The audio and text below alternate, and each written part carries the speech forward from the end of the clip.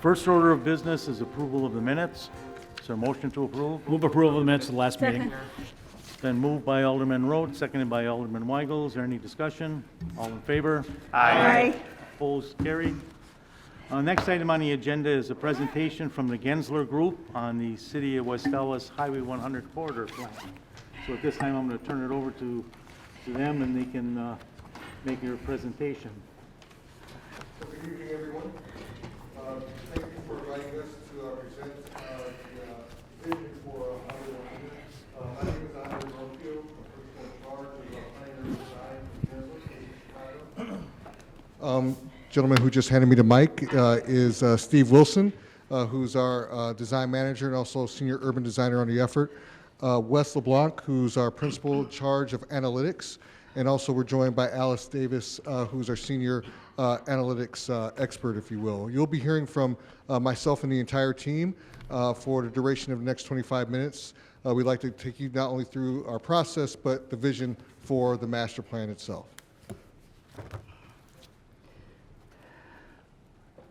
So this is concluding the better part of a 6-month study, if you will, focused on the corridor itself. And the purpose is to create a long-term vision for the corridor, if you will. And Steve is going to talk about a few slides, talk about the evolution of the corridor and the site. I do want to emphasize that this is a long-term vision. We know it takes time for development to happen and to occur. So we've kind of broken it out into different stages, if you will, of how the sites and how the corridor could evolve over time. The study area, most of you know it, focused on the corridor itself, going north to I-94, going east, if you will, to I-41, south to Morgan Street, and then west to 111th. That's the study area that we were focused on. We did have a pretty intense series of stakeholder meetings, if you will, at the beginning of this effort to get a better understanding of the corridor, some of the challenges, but also some of the opportunities. We had 6 separate stakeholder meetings. With that, we had 2, if you will, at-large community meetings, if you will, and then also an online survey, which we have to say we were very pleasant with the response that we actually did get from the larger public, you as well here in the audience. And it really served as a basis, if you will, our foundation for us to create the plan that you will see here presented tonight.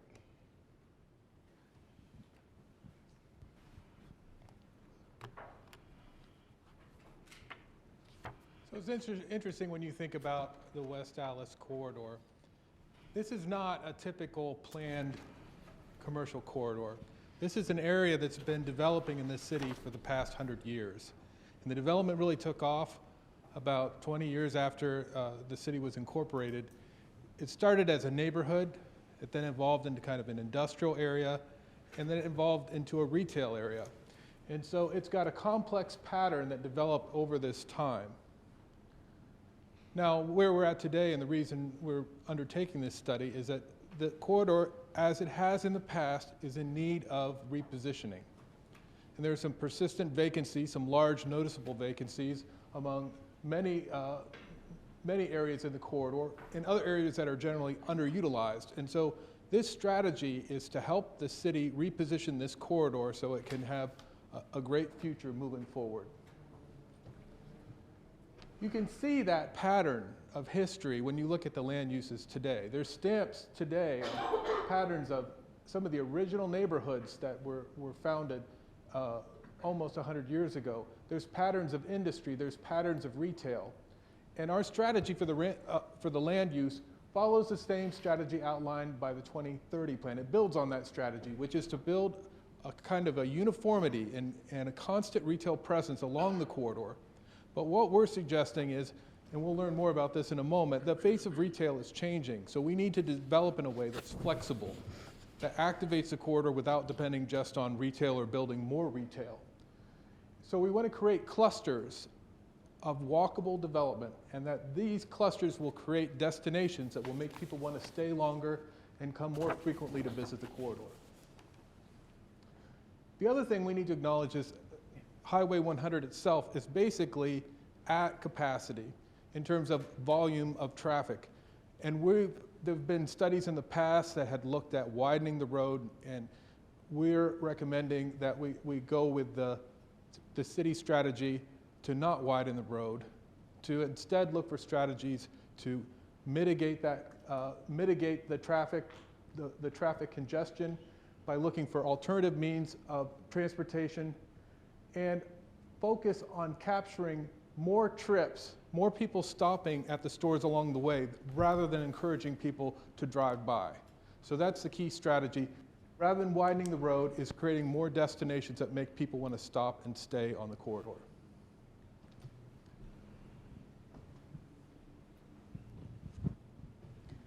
So I'm just going to go over pretty quickly some of the market analysis that we did that helps to kind of form the backbone of some of the planning and urban design that you'll see at the end of this presentation.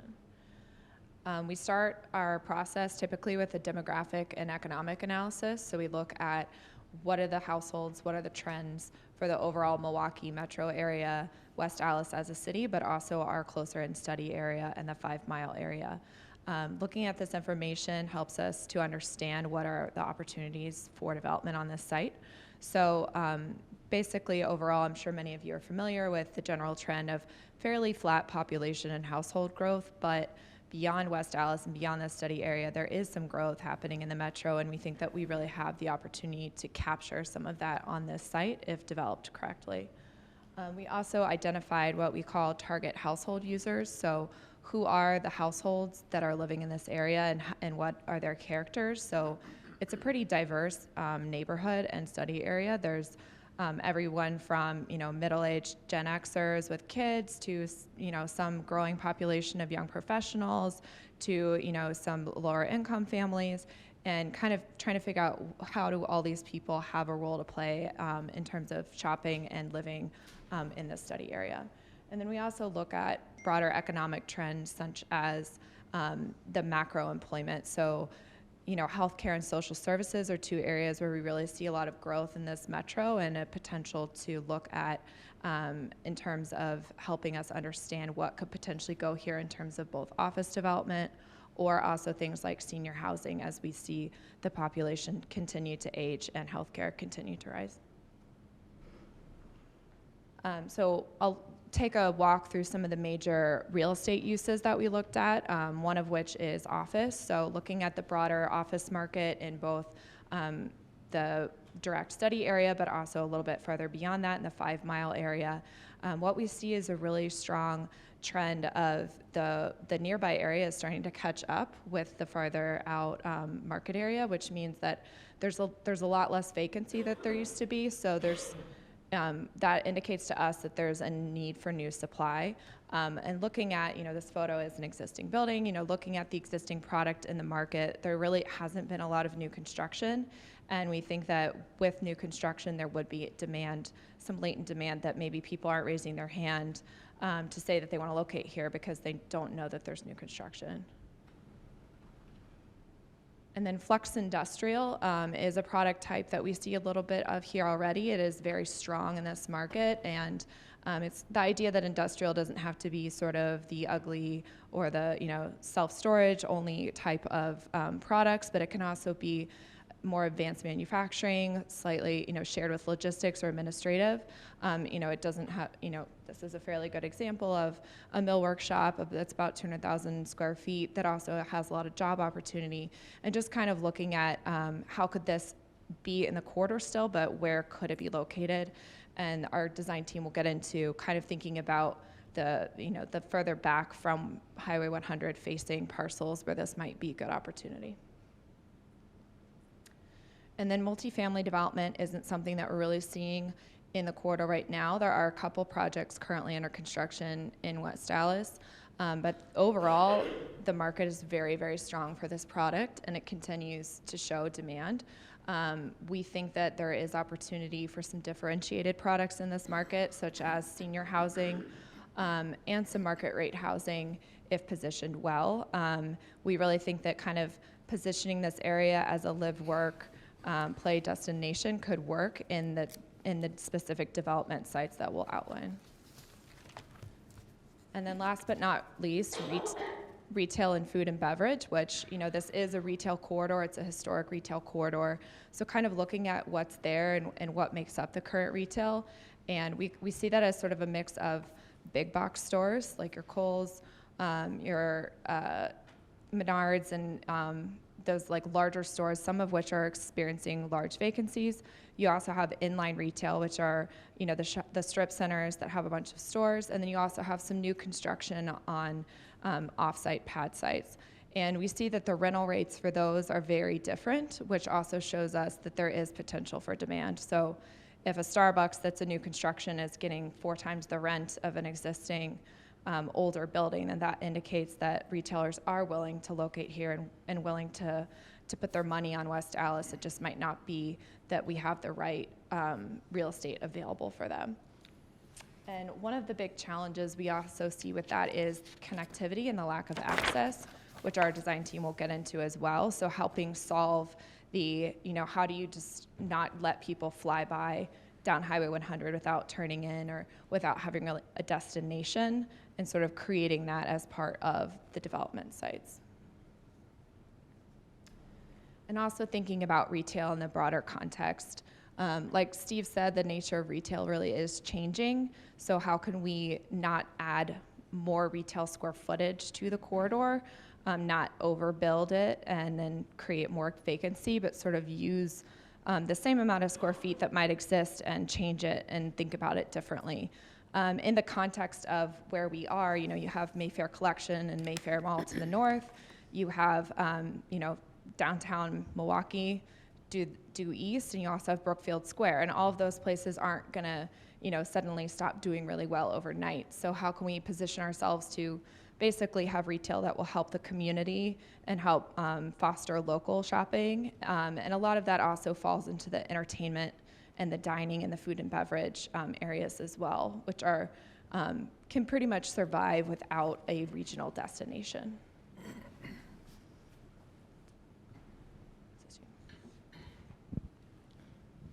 So we've taken the feedback we got from the stakeholder meetings, the feedback that we got in the 2 community meetings, lots of conversations with Patrick and John and their team, and took that and coupled it with the work that Wes and Allis have done from a market standpoint to start to create a vision, if you will.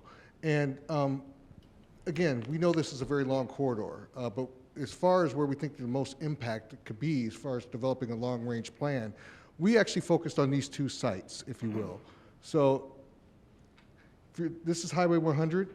So the first opportunity site that we looked at was on the northern end of the corridor, just south of 94, if you will, on the east side of Highway 100.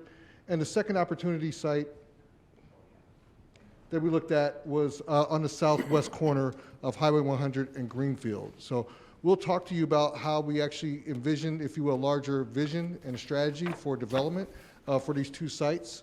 The first is looking at, again, just south of 94 on the east side, where we introduced, if you will, 4 different development types, combining office and commercial, along with retail, food and beverage, also light industry and flex industrial uses as well. We think we can actually do about 200, just under 200,000 square feet of development mixing in these uses. And we also wanted to point out that there's still a larger opportunity, we think, if you will, with the Colder site on the other side of Highway 100. So the vision, at least for this parcel, if you will, coupled with what could be happening in the future for Colders, we really think could create a new gateway and kind of a new, if you will, entry point, and also start to evolve the image and build on the image of West Allis as people come in from the north into the corridor. So we really wanted to focus on this building, if you will, and this gateway entry, and think about ways that we can actually reposition, if you will, some of the building stock that you do have here. So our thinking is that if we could actually carve out, and if I could just go back to the previous slide, you can see where we actually carved out the building to create a new destination, a new place, if you will, for people to gather. As Steve talked about, and this is your community, you know it better than us, Highway 100 is a fast-moving corridor, and it's a place where people go through.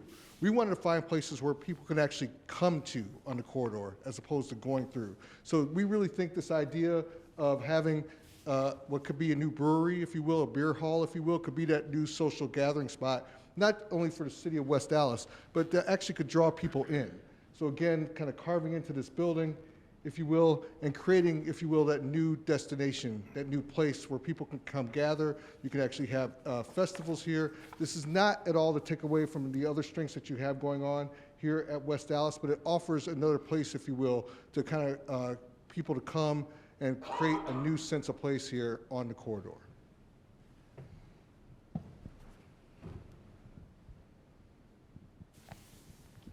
Our second site is at Highway 100 and Greenfield Avenue. We thought this site was an important opportunity because there's the large vacancy to the north, but also because not everything has to happen on the Highway 100 corridor. All the cross streets are also opportunities for redevelopment. And it's important when we point these out also, none of this site is an example. It may manifest itself in other locations, but we want to show what a cluster of development could do.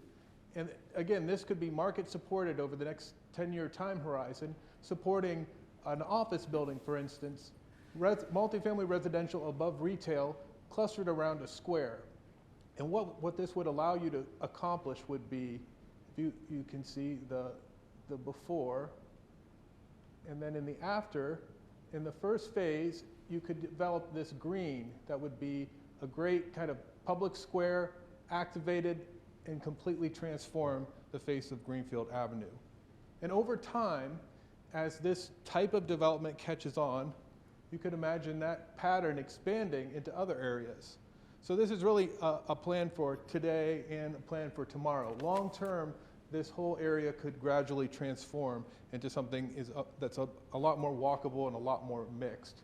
So we're looking for an environment that takes this very auto-oriented view into one that's much more of mixed and active pedestrian environment. And again, it doesn't have to be the whole corridor. There can be pockets of activity, but it gives people a reason to come and visit multiple destinations without getting in and out of their car. So building on that, so the future of mobility, we talked before about the plan is not to widen Highway 100. What we can do instead is look for, if you can see here in blue, all these parallel alternative paths that can be bikeways, vehicular routes, that take some of the pressure off the Highway 100 corridor. And we're also looking at ways to create a multi-use path that runs along Highway 100, so you don't only have to depend on your car to get from one place to another. Another layer of this, and one that we can accomplish probably the most quickly would be branding and placemaking through simple things like adding street lights and street trees. You can begin to immediately change that. And you can imagine adding to this banners and other elements of sort of logos that kind of announce that you are in West Allis, so people know they've arrived in a special place. And you can see here the multi-use path that runs alongside. And there's ways also to manifest this in taking, there's a proposal for a pedestrian bridge that would be right by the rail bridge that would connect the bike trail. And then you have a signature element here that creates, again, something grand, something noticeable. You know, our feeling is on Highway 100, you have to be bold, you have to do something that's going to be noticed, and this is something where people would say, hey, I've arrived, I'm in West Allis, I'm in the heart of West Allis. And even simple things like painting the water tower with the city colors would be another way, again, for people to notice things that maybe in the everyday they just don't pay attention to, but this is something that can really announce pride of place. So finally, I'm going to wrap up with implementation, and there's a lot more information in the report where we break this out in great detail, and I'll just touch on these 6 that we again address in more detail. One is addressing the underutilized and recent vacancies, updating the zoning, creating a framework or for favorable financial drivers, improving mobility, branding and placemaking, which I just mentioned, and finally continuing with the stakeholder communication and collaboration. And as part of our appendix, we have, as a separate cover, this implementation tracker that identifies responsibilities, cost, sort of the order of magnitude cost, complexity, so that we can map out and track all the various action items and how they can be accomplished. And with that, we'll close. Thank you very much for your attention. We're happy to take questions. Mr. President, I have a question. I just would like to let the people know that the Okay. council and the committees and staff are going to be spending a lot of time on this during this next year. So if there's any questions first from the alderpersons, Alderman Vitale? Yes. Yeah, I would like to, I appreciate the time you people came down, and explained all the details about the retailing portion of the light industrial. How many sites did you, through your study, you really dedicate your time and find how many light industrial we could have within the corridor of the Highway 100? I mean, how many little site could be accommodated with light industrial? Retail, we need them, but the fact is, you have to have people come into the community for a reason. It's got to be a reason to come to our community. Retailing is great, but I know retailing is suffering right now in many sectors of our cities or communities. Yeah, so let me see if I can sharpen the question or make sure I understand it correctly. So we're talking about how much light industrial demand we think there is broadly? Yes. And then where site specifically might we recommend Yes. that within the corridor? Okay. Yes. Light industrial, flex manufacturing, sometimes it's referred to, has a very strong demand here. And in fact, is a product category across the country and throughout this region that's performing very strongly. When we're talking about public realm, so, and this is where I defer to some of our friends on the planning side as well, we actually looked at the whole corridor. We thought about the areas where you could start to choose initial projects that would start kind of a snowball effect of transformation, right? And when you look at the southern side of the corridor, you have a very different condition than the northern side. It's also the case that when you're looking at those types of uses, they're not very pedestrian friendly, and you usually want to pull them off of main corridors. And so that was, I believe, our recommendation as a planning team, was to focus on how you still accommodate that activity, but not in some of these areas where we're trying to create kind of a center of gravity for pedestrian and public realm. But I think we started with 7 or 8 sites throughout the whole area. We settled on 2 that we thought were near-term needs, and also from a market standpoint, very good candidates for transformation. You want to add to that? Does that, Thank you, sir. Does that help? Thanks. Thank you. Any other questions from the alderpersons? Mr. President, Alderman May. more of a comment. Eisenhower once said that plans are useless, but planning is indispensable. And when we take a look at this plan, you know, I think there are elements in here that people are going to look at, and I even was watching the audience, and their eyes go, what? And I just want to let everyone know, you know, these things you're seeing in here, it's a plan. It's supposed to help set a roadmap of where we may be going in the future. It's supposed to help get our creative juices going and help us move forward. The main reasons we decided to go and have a plan done are, you know, we were looking at the land uses along Highway 100 and wondering, why is there manufacturing along a major commercial route? Would we want to see a concrete plant on Highway 100? That doesn't make any sense. But the other reason we did it is because I know Alderman Gary Barzak and myself, how many complaints and how tired are we of looking at vacant buildings and hearing of developers working on a deal and the deals fall apart consistently. And it seems to me that this corridor will need some help from the city.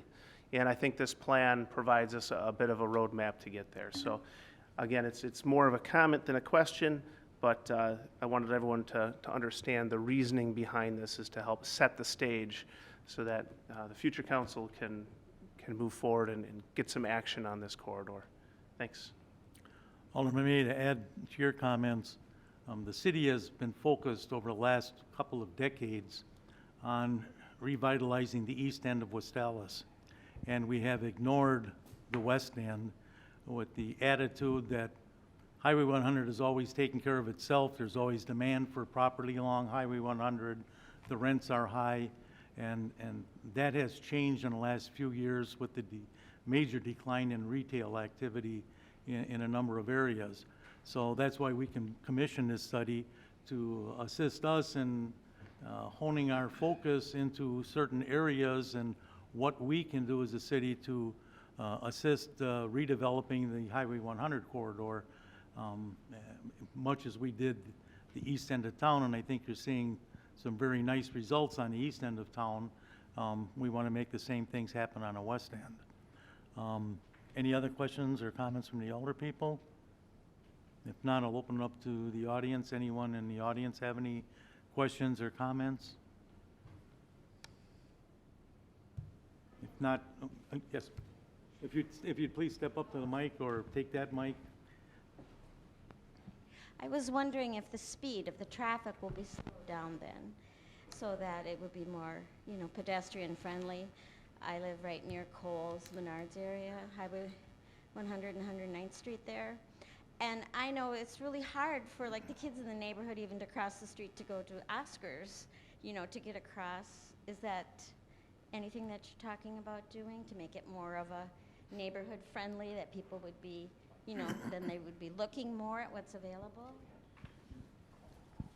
Well, thank you for your question. That's certainly something that not only we studied, but I think when we kind of looked at these two opportunity sites, you know, especially the ones that are not only fronting the Highway 100, but also Greenfield Avenue as well, we certainly expect that there will be ways that we can actually, or you know, at least the city can actually move forward in trying to calm traffic, if you will, to not only allow for more pedestrian movement going across, but also allow for people to actually be on Highway 100, sit, have coffee, have a breakfast or whatnot at a cafe. So, because we want people to be there on a corridor, and it's a little challenging when you have fast-moving traffic.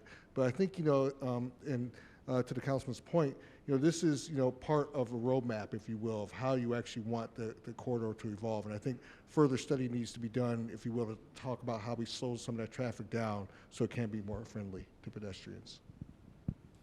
No. I'm not a planner, but I hang out with a lot of planners. I think an important conclusion, maybe that was buried in some of this, was Highway 100 is always going to be an important artery. That there are calming measures that can happen. There are a lot of ways, as Steve was talking about, where you can distribute traffic in different ways and create, you know, multiple opportunities for actually getting to a destination.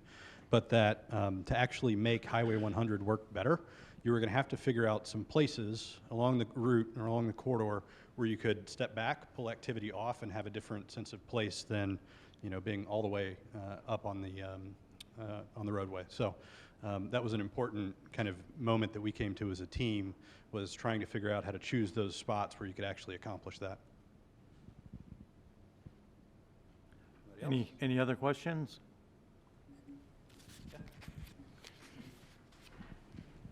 My question is, what kind of interest have we gotten from developers? And if we are going to get interest, how are you going to market it?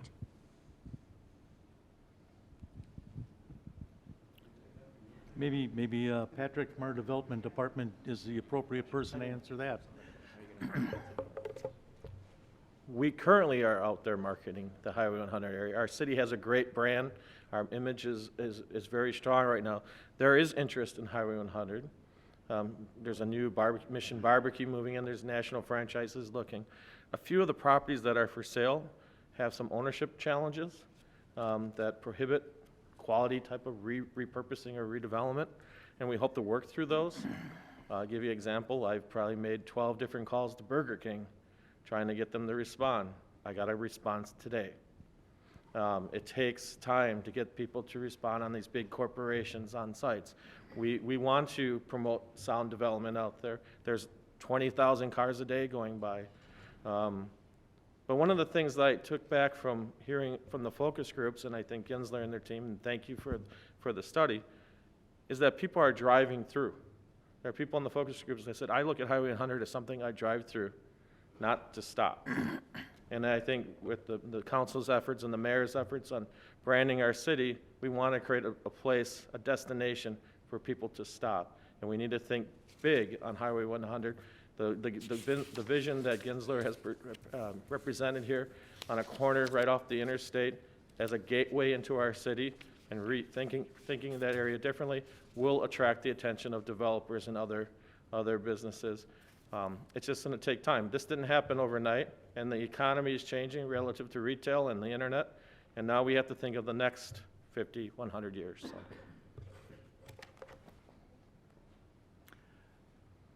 Any other questions? Comments?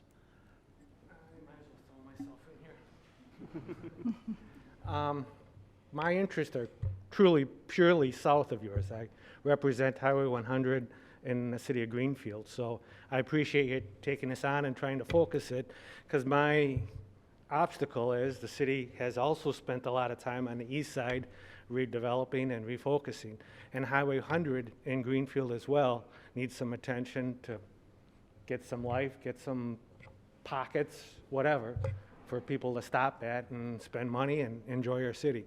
So I applaud your efforts, and I was happy to be here to absorb everything you have. That's all I got. No Thank you. questions.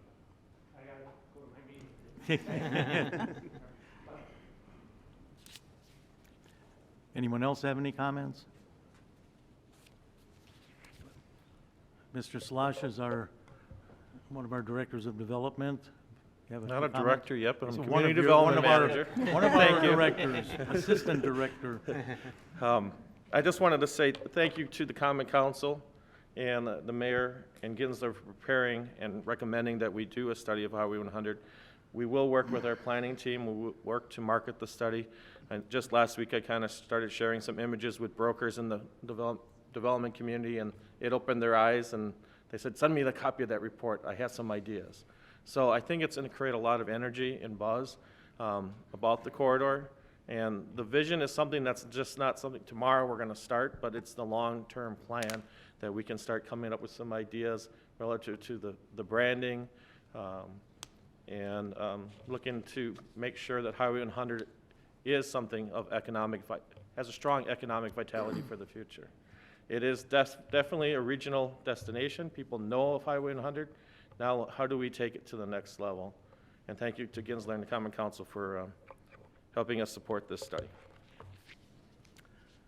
There's no other comments. I'd like to Mr. thank the President? Gensler Group Thank for you. their Mr. efforts. President? I'm sorry. May I ask one more question? I wanted to wait till the audience was complete. One of the things I noticed in the earlier drafts of the study was there was some commentary on the amount of people who come from outside this corridor to work in the corridor, but how the number of people who live in the corridor, they don't work on the corridor, they go somewhere else. And so when we talk about traffic volumes and internal capture, how do we marry those two together so the people living in the corridor are working in the corridor as well? I think a big part of that is also including the idea of multifamily housing as part of the development, and kind of the idea that there are a lot of jobs centered in the corridor and nearby, but there's not a lot of difference in what we call diversity of housing options. You know, there's a lot of kind of similar single-family home formats. And so kind of providing those options, and a lot of people are interested in those options if they were available to them. There is a high level of demand. And then coupled with that, that's why we've also included commercial office development or flex industrial development in both of the study sites, so that we can kind of get that live work component as a site. So if you did want to live on site and work on site, that is something that isn't really available in West Allis unless it were to happen here. Thank you, Tom. Okay. And if there's nothing else to come before the committee, I would entertain a motion to adjourn. Motion to adjourn. Second. President. Any discussion? All in favor? Aye. Opposed? Carried.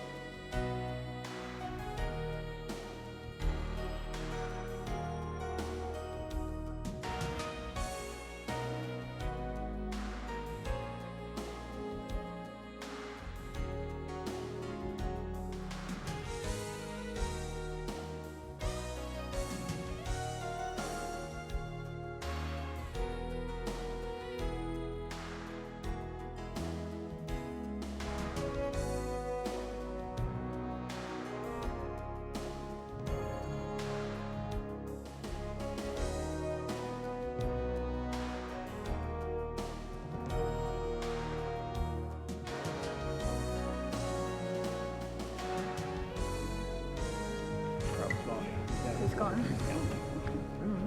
I didn't know he was gonna go there. Good evening, ladies and gentlemen. We're going to call a February 4th meeting of the Common Council to order. I will ask our clerk to call the roll. Alderperson Barzak. Here. Shaplesky. Here. Haas. Here. Lysick. Here. May. Here. Reinke. Here. Rote. Here. Stefanski. Here. Vitale. Hi. And Weigel. Here. Here. That's 10 present. We have a quorum. Please rise and join us in the Pledge of Allegiance, which will be led this evening by Alderman Barzak.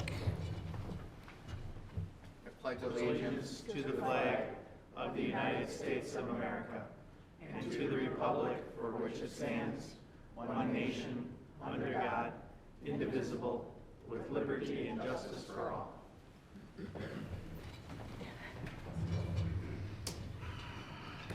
We'll move on to item D on our agendas. We have 2 items for public hearing this evening. I will ask the clerk to read item number 1. Resolution to confirm and adopt the report of the city engineer containing the schedule of proposed assessments for improvement of West Euclid Avenue from South Villa Cross Circle. Be CI then, not CR. To South 119th Street and West Lakefield Avenue from South 122nd Street to east of South 119th Street by concrete reconstruction, driveway repair, storm sewer relay, sanitary sewer relay, water main relay, building services, utility adjustments, and storm under drain. Mr. Daniels. Thank you, Mayor Devine. Okay, this is the public hearing for Lakefield Drive and Euclid Avenue. Here's the procedures for tonight. I'll discuss the project scope and cost. I'll talk about assessment rates, methods of payment. Then we'll have comments and questions from the council, then from the citizens affected. Then the Public Works Committee will take this up later tonight and possibly come back here later tonight for final decision. So here we're talking about Lakefield Drive. We are not actually doing 119th Street, so we're actually going to jump over the top of the traffic circle there, but we are doing this entire section of Lakefield Drive, and then we are doing Euclid. We're not actually going out into 119th, that's a typo, but we are doing this portion of Euclid from Villa to 119th. Here's some pictures of Lakefield Drive. This was paved in 1961, so it's 59 years old. Usually you expect a concrete street to last about 50 years, so everyone's gotten their money's worth here. It's lasted 59. There's way too many potholes to even try filling anymore. Here's some more pictures. It's become very severely deteriorated, and Euclid as well has deteriorated very extensively. We did do soil borings and ground penetrating radar several years ago. There's a lot of voids under this pavement. There's some bad soils. So these streets are not candidates for resurfacing. We need to start over with a fresh base and fresh concrete. We're also doing some of the sewer work. We're going to put in some new storm sewer and laterals to all the properties. A lot of storm sewer was not put in 1961 on Lakefield. The existing storm sewer on Euclid is going to remain. We are putting a new sanitary sewer as well on both streets because there are some cracks and problems.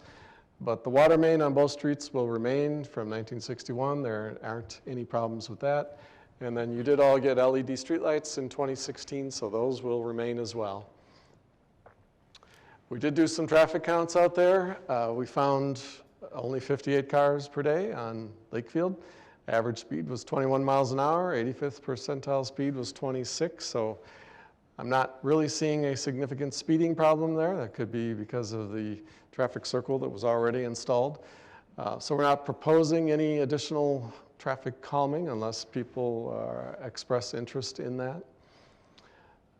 This is what the final product will look like. This is what it looked like in 1961 when they built it the first time, a brand new concrete street. With new driveways on either side.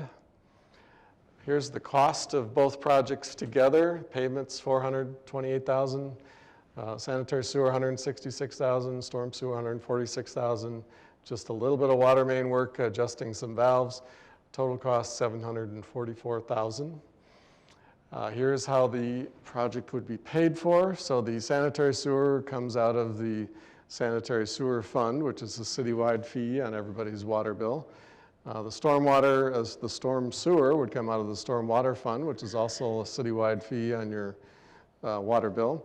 There's very little water utility work to be done. The general taxes are paying 36%. That's the taxes that everybody pays citywide. And then special assessments are paying $162,000 or 22% of the total. So here's a typical special assessment for a lot. The lots in Orchard Hills are quite large. So assuming a 75-foot lot, the assessment rate is $62.21 per foot. That comes to $4,665.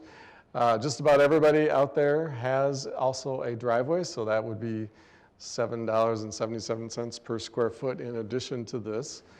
But the bills would not be mailed out until March of 2021, not 2020, but March 2021. At that point, you would have the payment option of paying a lump sum or a 5-year installment or a 10-year installment plan with the 4% interest. Here's how it would look in 2021. You would pay $653 for the whole year. And if you had an escrow, that would come out to about $54 a month on your escrow. And then in the 10th year, it would be $485 for the whole year, and that would be about $40 a month on your escrow payment. Here's why the bills are a little bit bigger out in Orchard Hills. The residents actually get exactly what they pay for since they have larger lots. The larger lot sizes in Orchard Hills mean that, and they're actually twice what elsewhere in the city. You know, a typical lot elsewhere in the city is about 30 feet. These are about 75. So as a result, the city has to pay twice as much to pave it because we have to put in twice as much pavement, twice the length for the sewer, twice the length for the water main, twice the length for the street lighting. So in order to keep things fair and make sure that the people on the 30-foot lots aren't paying more than their fair share and the people on the 75-foot lots aren't paying less than their fair share, we do assess based on the front footage. A lot of people in Orchard Hills previously paid for other streets, like 119th Street in 2016. So I just want to explain, a lot of these properties are being assessed on the longer side. This is not uncommon. There are about 10,000 parcels out of the almost 20,000 parcels in the city that do pay for more than one side of their property. So that's more than half, 55%. 3,400 parcels do pay for more than one street. And then there's about 7,900 parcels that pay for their street and their alley. So here's how we do a calculation if it's the longer side of your property, assuming it's about 120 feet long. The assessment rate's the same, $62. That comes to $7,465, but then we take 60% off the longer side. So we subtract $4,400, leaving it a cost of $2,900. So you do get a 60% off on the longer side if you have two streets that you're paying for. Why do we special assess? Well, for over 110 years, the city property owners have historically paid up to the entire cost of a street, 100% in the old days, because they alone were the ones that were enjoying this unique benefit from having this brand new street, improving the curb appeal of their property. But like I said, on this project, the city will only collect $162,000, which is only 22% of the total cost. The assessment rate that I quoted, $62.21 per foot, is the same for all residential properties anywhere in the city, no matter how wide your street is or how high the traffic volumes are or how high the actual bid prices are. Everybody pays $62 per foot, so everyone is treated equally. For over 110 years, Wisconsin state law has allowed for special assessments. And there are at least 100 court cases that I'm familiar with where judges have upheld them as a fair and reasonable method to recoup the cost of these projects. So this method of recouping costs has been around for a long time. Another reason that we do special assessments is it's the only way to ensure that tax-exempt schools, churches, charities, hospitals, county parks, utilities, and railroads pay their fair share too. No one is exempt from special assessments, even though there are 430 properties in the city that do not pay any property taxes. And many of these tax-exempt schools, churches, and hospitals and county parks are very large properties that actually encompass about 28% of the total city's area. So they only contribute to the city's costs through these special assessments. Likewise, businesses, corporations, manufacturers pay a higher assessment rate to ensure that they contribute their fair share because they have more traffic or truck traffic. So their assessment rates go from $77 to $93 per foot. This is a map that shows what I just was talking about. These are the 430 properties that are tax exempt, the 28% of the city that is not paying taxes. So special assessments are often the only funds that we get from these properties. And this is a map of all the properties on the east end that have actually already paid special assessments in the past 10 years. Every place you see a color is a place where someone has paid a special assessment. So it's pretty universal. And of course, if you go back far enough, every single property in the city has paid at least once. A lot of times they've paid twice, like you are here, or 3 times in many cases too. So everyone is paying their fair share. Everyone is paying the same assessment. Why do we charge 4% interest? Well, the city borrows the funds for this project. So the city is paying interest to these municipal bondholders over the next 10 years. So the city is merely passing along these interest charges to the residents that choose the 5 or 10-year plan. The city's not making a profit off of the interest that we're charging. There will be times where it will look like this, where they will be pouring new concrete, and you'll have to park on the side streets, 119th Street or 122nd Street, or further down on Euclid. You'll be allowed to park on the side streets without a permit. The police are aware of this, so keep the patrols up. If you have a need of a disabled parking spot, or you have a sticker or license plate like this, we can accommodate you with signs like this on one of the side streets. So if you need something like that, let us know. We can make arrangements so that you can have a disabled parking spot. Like I said, we're going to keep traffic across Lakefield moving on 119th Street, though we're not going to take anything out that we did in 2016. Here is a very tentative schedule. It's tentative because I don't know exactly what the Waukesha water pipeline is happening, when that's happening, or when they're going to be coming through. There are people on the north side of Lakefield that are also going to have this pipeline going on in their backyard. I would like to avoid having those at the same time. So tentatively, we're looking at the city advertising for bids in March, opening the bids in April, council awarding it in April, and then maybe even beginning work as early as May if the weather cooperates. But that is also when this pipeline is supposed to start on Oklahoma. So as I find out, I don't think they have opened bids either, so they don't know who's doing the work. As we find out when that project is going, we will try and coordinate it with our project. But either way, all the work should be done by August before school starts again. If the contractor is not done, they do pay a performance bond to make sure that they will complete the work, and they would be assessed liquidated damages if they go past the deadline once we definitively set that. I just want to make everyone aware that there is something called the Construction in Progress email that you can sign up for on our website, and we will send you out probably weekly, sometimes more frequently, updates on what's happening on the street and all the projects. It's the best way to find out what's happening. We will send a physical letter to announce the beginning of the project, but after that, this would be your best source of information on what's happening on a weekly basis. So with that, any comments or questions from the council or the citizens? Thank you for the presentation, Mr. Daniels. We'll start with questions from the common council members, if there are any. Okay, seeing none, are there any comments or questions from the members of the audience? If there are, we ask that you come up to the podium here and please give us your name and address for our official record.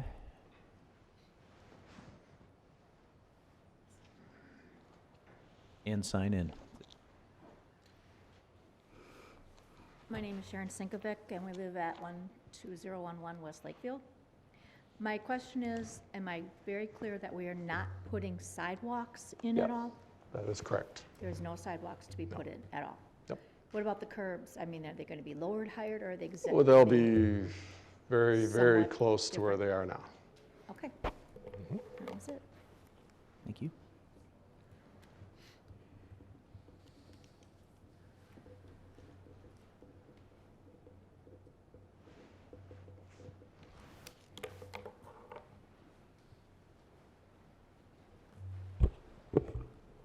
Hi, excuse me, Alfred Summerall, 3108 South 119th, which is the house at 119th in Oklahoma that just butts into Lakefield. And I guess my question is, the estimate I got did not have any sort of a discount or anything attached. And so was there going to be a final? I mean, I'm not arguing that Lakefield doesn't need it. It clearly does.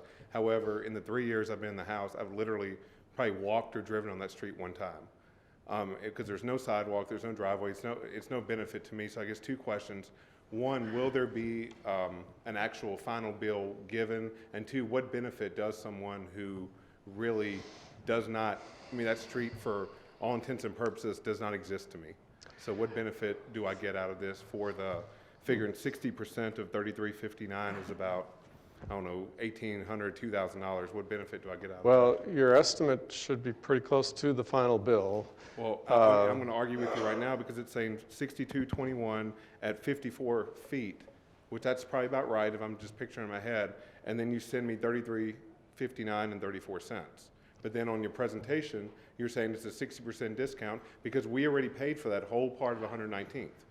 That was probably the long side of your property, 119th. Correct. Right, so this is the short side, so you only get the discount on one of the longer side. Okay, so now we have a bigger issue then. I'm paying $3,400 for a street I've literally used one time in the 3 years I've lived here. And that was only to park my car so I could go shovel my driveway. So where are we going with it? Corner lots give you more opportunities. So you have sewer, you can have storm sewer coming off of either side, you can have sanitary sewer.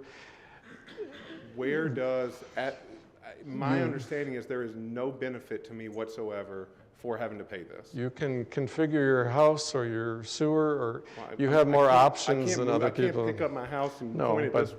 you could have your storm lateral come off of one street or the other. You have more options than somebody who doesn't. I understand that. We have no flooding issues. We have no issues whatsoever. Everything is fine. This is not benefiting this property whatsoever. And yet we get a bill for $3,400. It is improving the look of your property too. It is. Sir, I would respectfully disagree. Okay. It is not improving the look of our property. That is, thank you. that's our policy. I'm sorry. Any other questions from the members of the audience?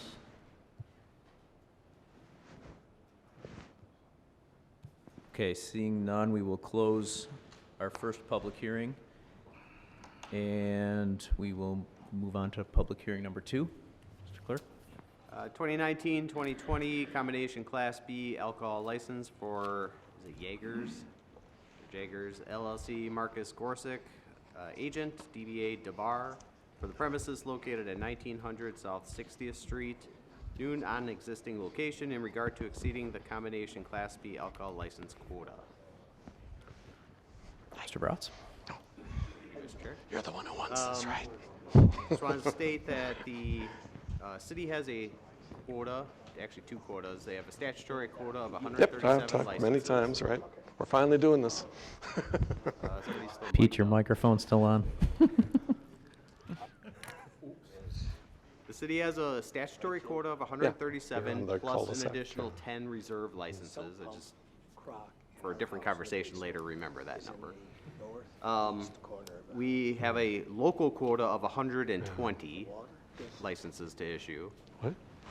Currently have 120 licenses issued, plus 2 additional licenses that are authorized to go over quota, and that would be the Lapham and the Reunion, came in before. Mr. Gorsick has applied for a license. He had actually applied for a license. He came to the committee in October, was originally denied, came back to the committee in December, was approved to go forward with the public hearing, which we're having tonight. It's for a country and rock style lounge, dance and banquet hall. And I just want to mention that they have an existing special use permit that was approved in March of 2019. Thank you. Are there any questions from the Common Council on public hearing number 2? Mayor Devine, Alderman Weigel. I'm trying to remember, have we seen his full business plan for this? I don't remember the banquet hall portion of this, I guess. The letter that I pulled off of when he submitted for his petition did include that wording in Okay, there. but we haven't seen an actual plan of operation, the formal application that we typically get, correct? Correct. We should have it on file, though. Okay. And so tonight's public hearing is to hear from the neighbors and the community about what they think about it. And are we expecting this to be acted on this evening in License and Health? It's totally up to the committee. It's up to the committee. Okay, thank you. Thank you. Any other questions from the Common Council? Alderman Chalesky. I'd just like to point out a couple of things. Number one is that, as most of you people know, we had a Better Bach demonstration there this last summer, where this organization came in and showed what the community could do with the area. And in talking with well, some of the staff on it, they felt that it's better to have, even as a bar, it's better to have a bar than an empty building, especially an empty building that's been there for a long time. And in talking with the city attorney, and our new process for license is that this license goes with this person. If he lasts 6 months and goes under, license is gone. Doesn't go to the building. You know, anybody else that comes has to come to us and go through the same process that he had to. That's it. Thank you. Alderman Barzak. Mayor Devine, do you know the taxable value of the building currently? I do not, development-related issues. Steve Scher is actually here. He could answer some questions regarding the development. My question, and before I would vote on it, or I'd want to know the taxable value right now, and I'd like to know the taxable value after, based on how much are they putting into this particular building. Like, for instance, with the reunion and some of those, they put in a couple $1 million. The one on Lapham, they put in, you know, is this going to be an economic boom to that particular area that we need to go over quota? Because in the future, I mean, we have to start looking, just like we saw with the planning on Highway 100 tonight. We have to start looking at conserving some of these licenses, because we have a lot of developments that are coming in over on 66th Street, and of course the community center that possibly would be going in probably is going to have more than one license besides their license to operate. They're probably going to have a couple of perhaps a brewery in there, perhaps a bar in there, perhaps a pizza place that serves, so there's going to be multiple licenses there too. So I think we have to look carefully, tread softly on where these licenses are going over quota.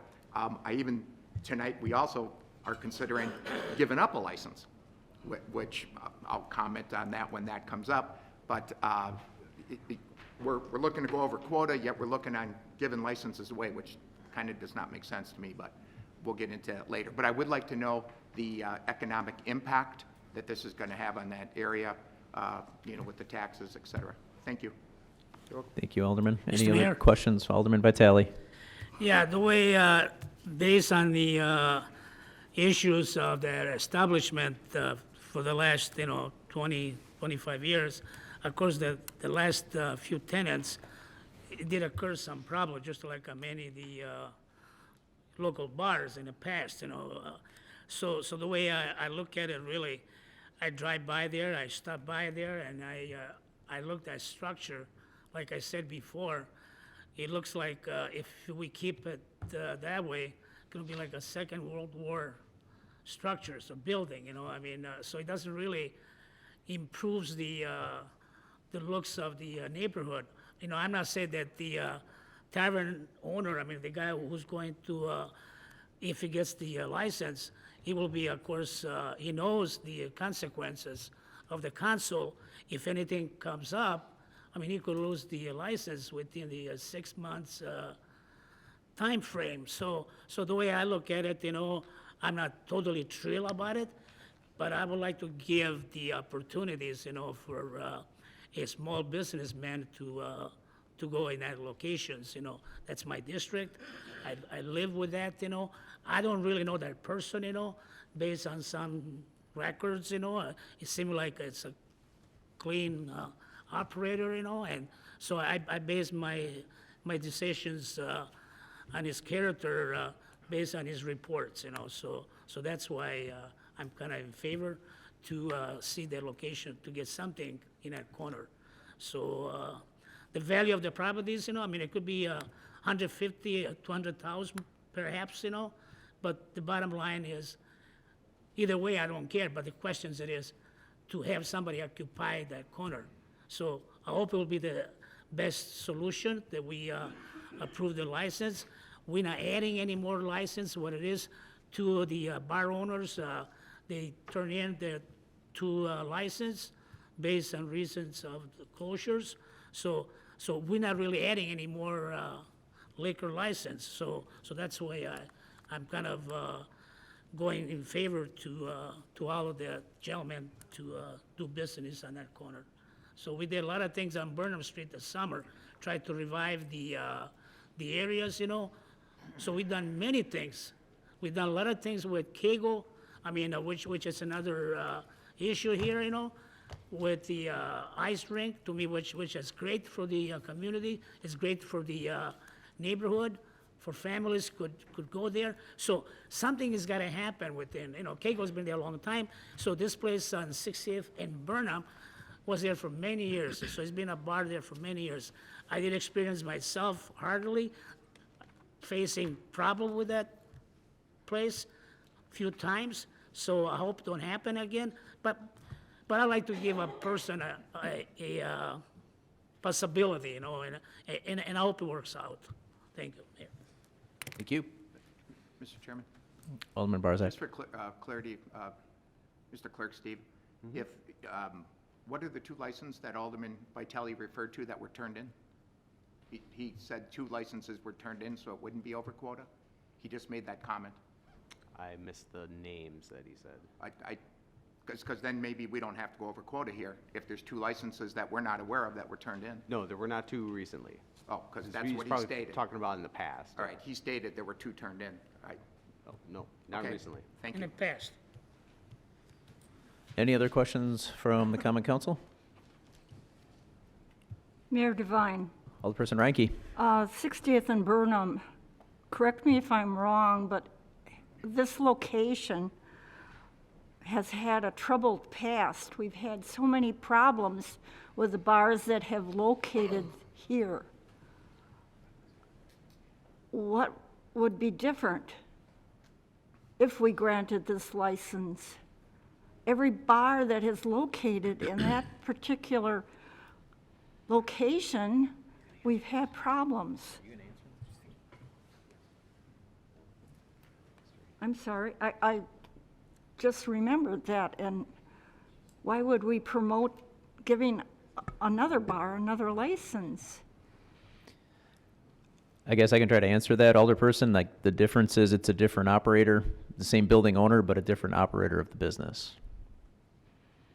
Well, each operator that has located there has promised to run a good bar, but that hasn't been the case. It's I'm not just debating my- that. Just my observation, Mayor. Yep. Thank you. Thank you. Any other questions from the alderpersons? Okay, seeing none, are there any questions from the members of the audience?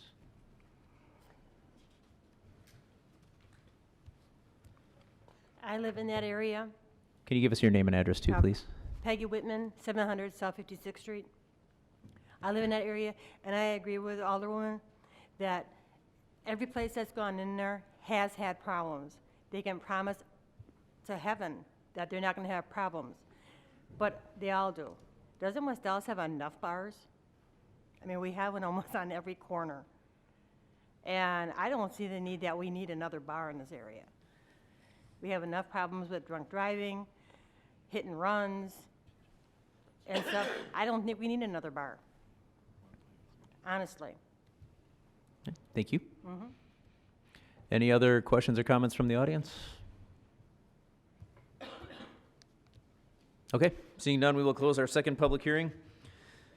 We will move on to item E, citizen participation. This is the opportunity for members of the public To address the council during this 30-minute period, we ask that you keep your comments to approximately 5 minutes as we keep this portion of our agendas to a half an hour.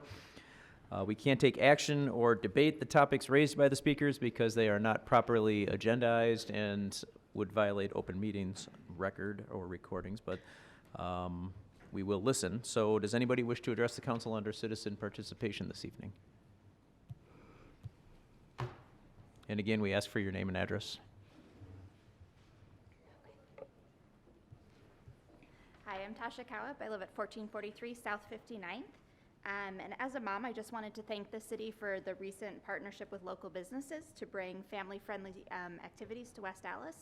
We live on 59th Street, and we love the ice rink that's between Kegels and the public table, especially the event that was a few weeks ago when they had the ice skating night during Winter Week. And we're hoping more things like that continue, especially in our neighborhood. So we are just wanting to speak in support of that area staying closed the way it is. In addition to the ice rink being fun for us, we've also noticed an improvement on the traffic in our area.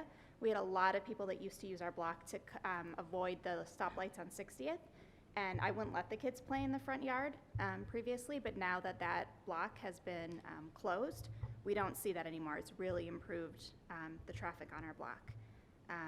So we're excited about it for that reason as well. And the kids wanted to share a few things too.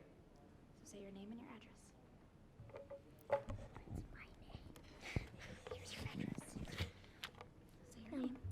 I am Nora Cup, and I live at 1443 South 59th Street. And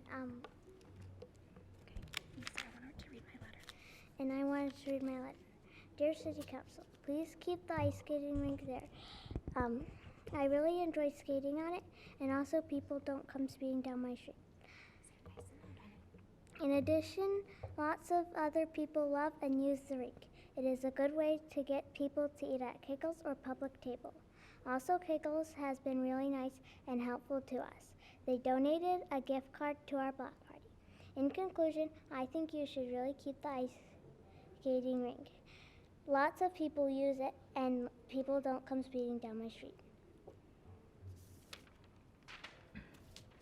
My name is Zach Cowip, and I like the idea of keeping the street blocked off because people don't come speeding down 59th, and also they have summer in the music in the summer that we can hear, so we can sit outside on our patio and listen to it. And also ice skating there is very fun.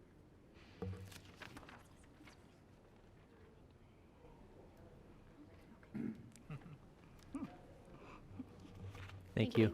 Thanks for your comments. Does anybody else wish to address the council under citizen participation this evening? I know it's a tough act to follow.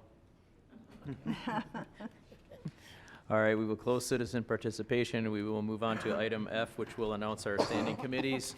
They will be meeting during recess. The room numbers are listed on page 2 of your agendas. Moving to item G, I don't have anything for the mayor's report this evening. Item H would be alderpersons' reports. Do we have any reports from the alderpersons this evening? Mayor Devine? Alderman Stefanski. I just wanted to congratulate, I went to the West Allis, Miss West Allis Scholarship Pageant on Sunday evening at West Allis Central High School, and I want to congratulate the two winners. Alyssa Harmon won for the Miss West Allis Outstanding Teen for 2020, and Miss West Allis 2020, and I hope I don't bash her name too much because it's very hard to pronounce, but it's Glo Konieksny, and she won Miss West Allis 2020, and she also won Miss Congeniality as well, so I want to send out congratulations to them both. Thank you. Any other reports from the alderpersons? Mr. Chair, can you email me those names so I have the correct names? Sure. Thank you. Mayor Devine. Alderman May. First, I want to thank the individuals who were up here previously for getting involved in your government and coming up and speaking. That really meant a lot to us, so thank you so much. Nicely done. I want to thank the Rainbow Gardens Neighborhood Association this past weekend, no, it was 2 weekends ago now, hosted a forum for the 5 candidates for District 3 Alderperson. So I want to thank them for doing that and remind everyone that next week, Tuesday at, I believe it's 6:30 here at City Hall, the Youth Commission will be hosting a candidate forum for the District 3 alderpersons, candidates for alderperson. So I hope people will show up or tune in online. Thanks, Mayor. Any other alderpersons reports? Mayor Devine. Alderman Lysick. First of all, I'd like to thank Alderman May for live streaming that forum. You did an excellent job. It came through on Facebook very nicely. It was clear. You could hear every word the speakers were stating, and it was an excellent job. And I know you didn't have to do that, and it was nice of you to do that. Thanks. Secondly, I move for approval of the minutes of the Common Council meeting of January 21st, 2020. Second. There's a motion with a second by Alderperson Ranky. Is there any discussion? All in favor? Aye. Opposed? Item carries. Item J will be items not referred to committee. I'll ask for a motion to send items 4 through 11 to the city attorney. So moved. Second. There's a motion, there's a second. All in favor? Aye. Anyone opposed? Motion carries. License and Health Committee, Understanding Committee reports. Mayor Devine, we will report those out after the recess meeting. Thank you. Mayor Devine. Alderman Lysick. I move that we stand in recess until conclusion of the committee meetings. Second. There's a motion with a second by Alderman Vitale. All in favor? Aye. Anyone opposed? We are in recess.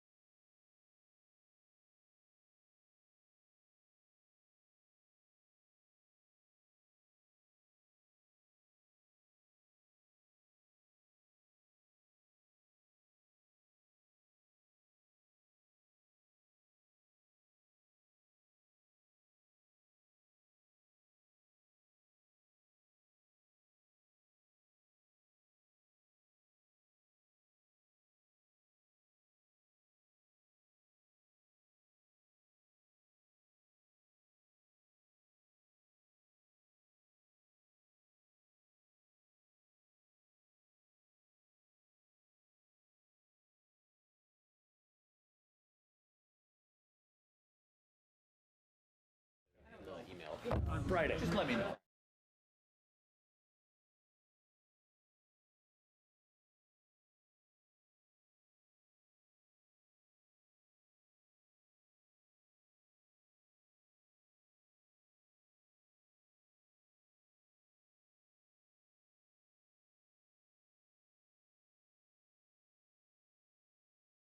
You read out separately. 30 also? Okay, you mentioned 29. Yeah, it's all in there. That's the redistricting thing? Okay. I don't think we're acting on that. I guess I would, right. Oh, Right? Thank you.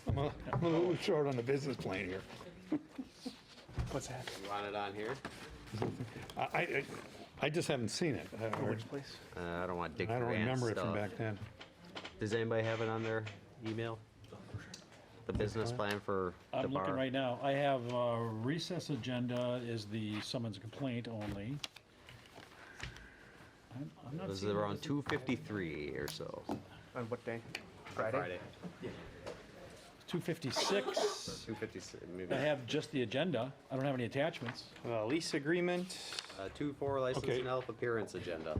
That's the title of the. Oh, there's one here. Sure. 2-4-20 LNH. yeah, recess here's appearance the bar agenda. with a Okay. Right. I didn't, I, Want me to forward this to you? Okay, let's, yeah, could you? let's call the meeting to order. Offered to do that. And let's go right to that. Let's see, Marcus? You just went to the restroom. Oh, okay. Well, then we don't go to Marcus.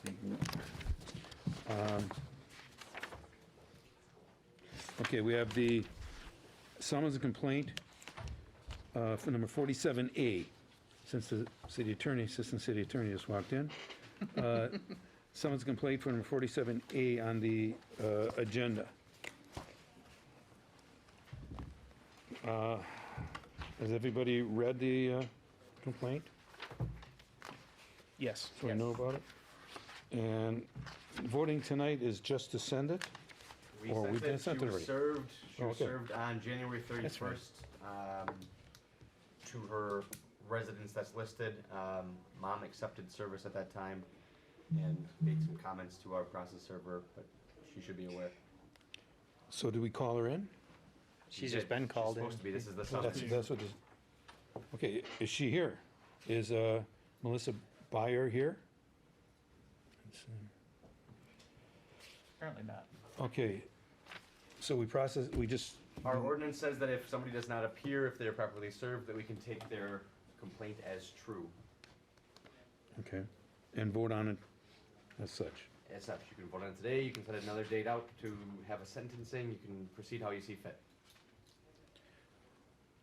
Does anybody have any comments on this?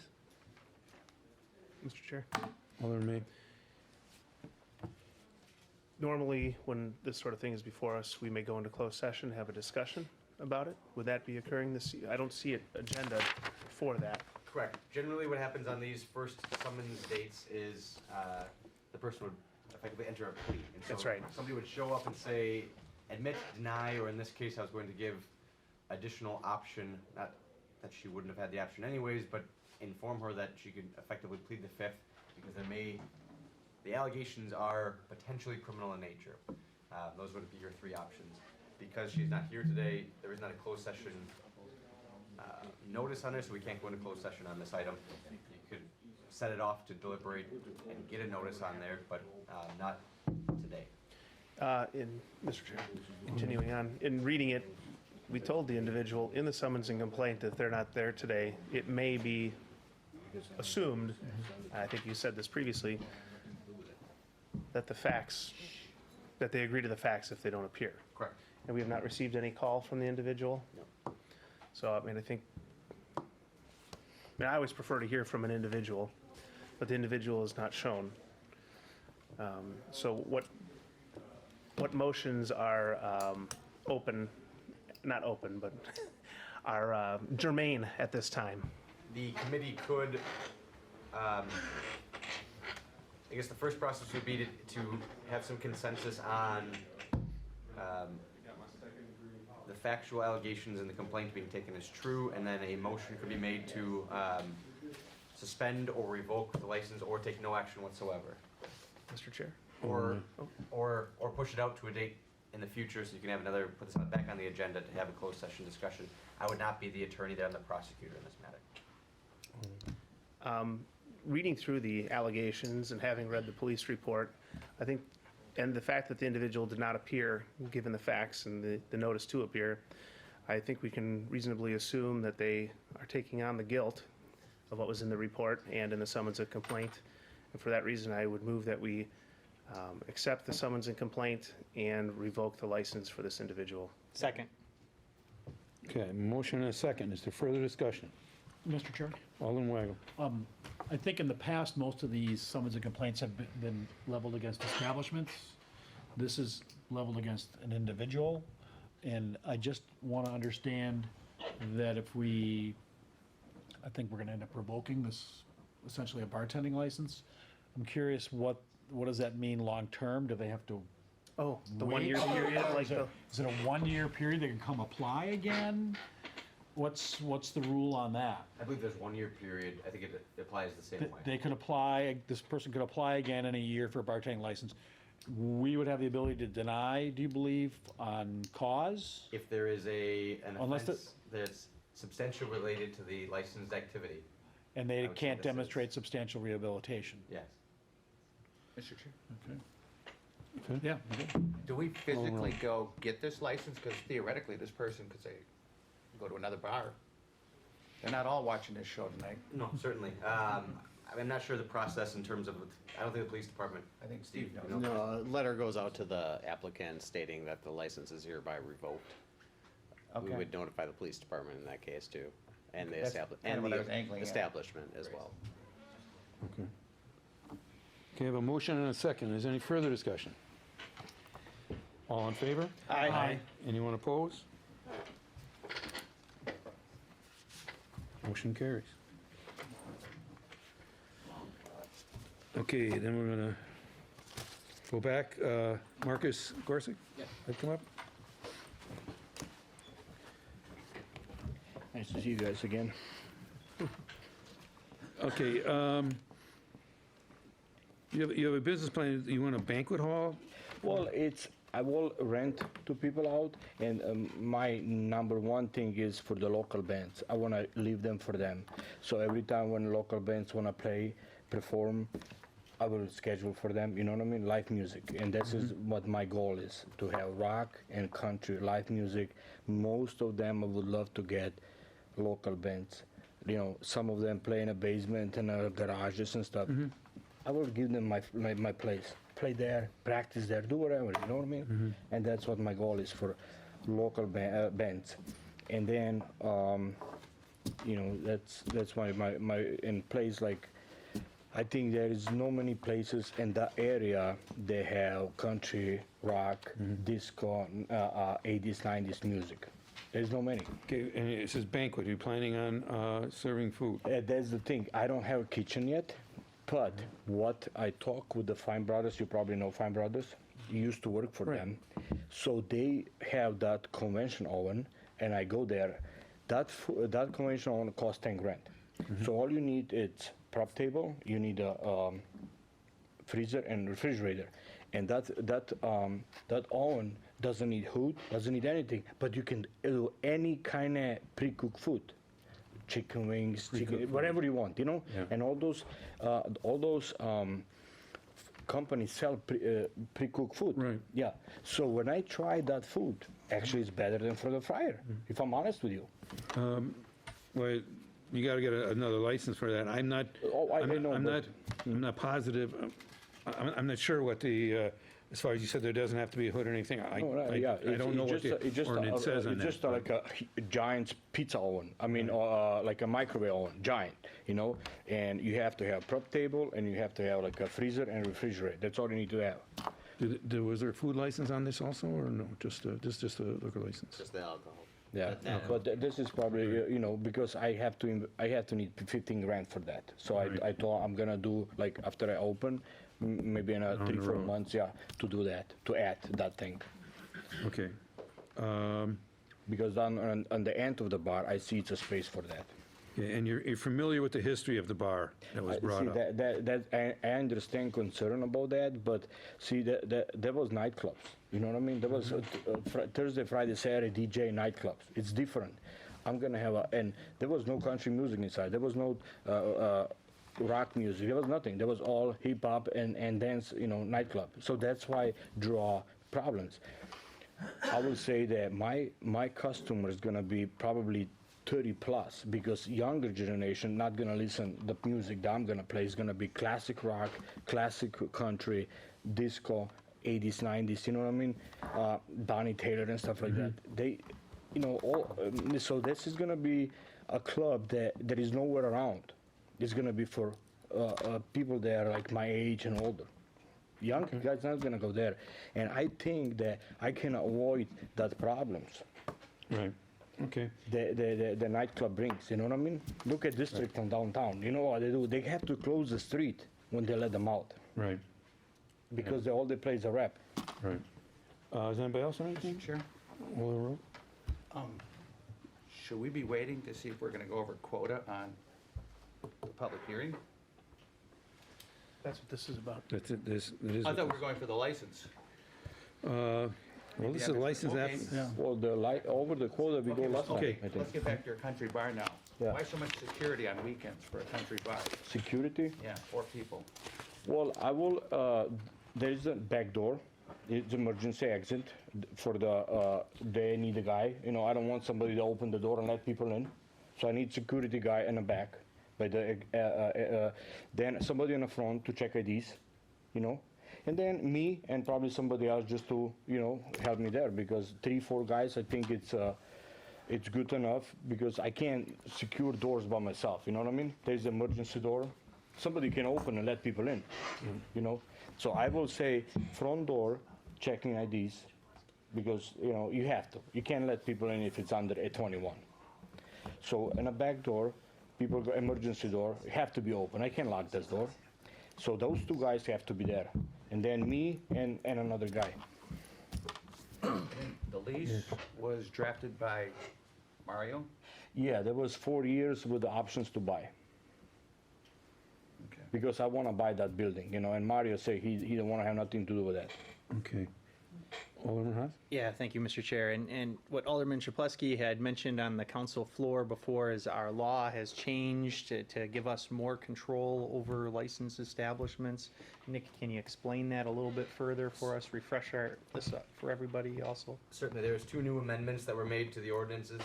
Back in 2019, it would look like there was 9.0212M A through F, which essentially are conditions that can be placed at the time of or prior to granting a license that would basically run with the license. And so if someone's not in compliance with those conditions, that would be grounds for revocation.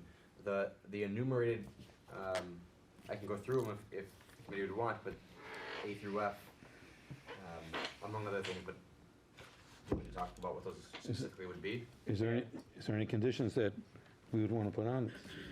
I think that the main condition, and this is toward you, Nick, is we have your business plan here. If you don't follow the business plan, we can revoke that, just based on that. Is that a correct statement? Is the licensee shall, or the license shall conduct a principal business on the premises particularly described by the common council. So I'd want you or the common council, the committee, to describe what you think that principal business should be, or what that's gonna be, or what that shouldn't or couldn't include. And I'm okay with that. Okay. Mr. Yeah, Chair, Alderman Mayor. I got a couple of questions. On the layout of the bar, there's 2 pages. One shows a total square footage of 5,400 square feet, includes, okay, never mind, I just answered my own question. It does show open dance floor and space. Yeah, and when you walk in, there's gonna be by the bathroom. It's because on a Thursday, I was trying to get that 95.7 80s, 90s disco radio station. I like to have broadcast from there on a Thursday night for the ladies' night, which is only disco 80s, 90s. I don't know if you listen, but this is a 95.7. Great radio station. Familiar, yeah. Yeah, so this is Thursday. On Thursday, that's what I will have to do. But Friday, Saturday, and the rest of the day of the week, I would love to have like scheduled bands inside. That's my plan. Okay, and on here, I'm looking at the summary in the clerk's office. It doesn't mention, oh, okay, this is whether it was approved. So you're asking for this to be a dance hall as well? Well, it's not like a dance hall. It's I may have to have line dancing for country line dancing, you know, and during the week, like some people, because I was in Nashville and Memphis, and I see those things. They have over 50 line dancing. They have over 30 line dancing, you know, country. So I try to do some of those things inside, during the week, bring some of those guys. And I think I can, but like I said, till you guys give me opportunity or give me a chance, I can't talk with anybody, you know what I mean?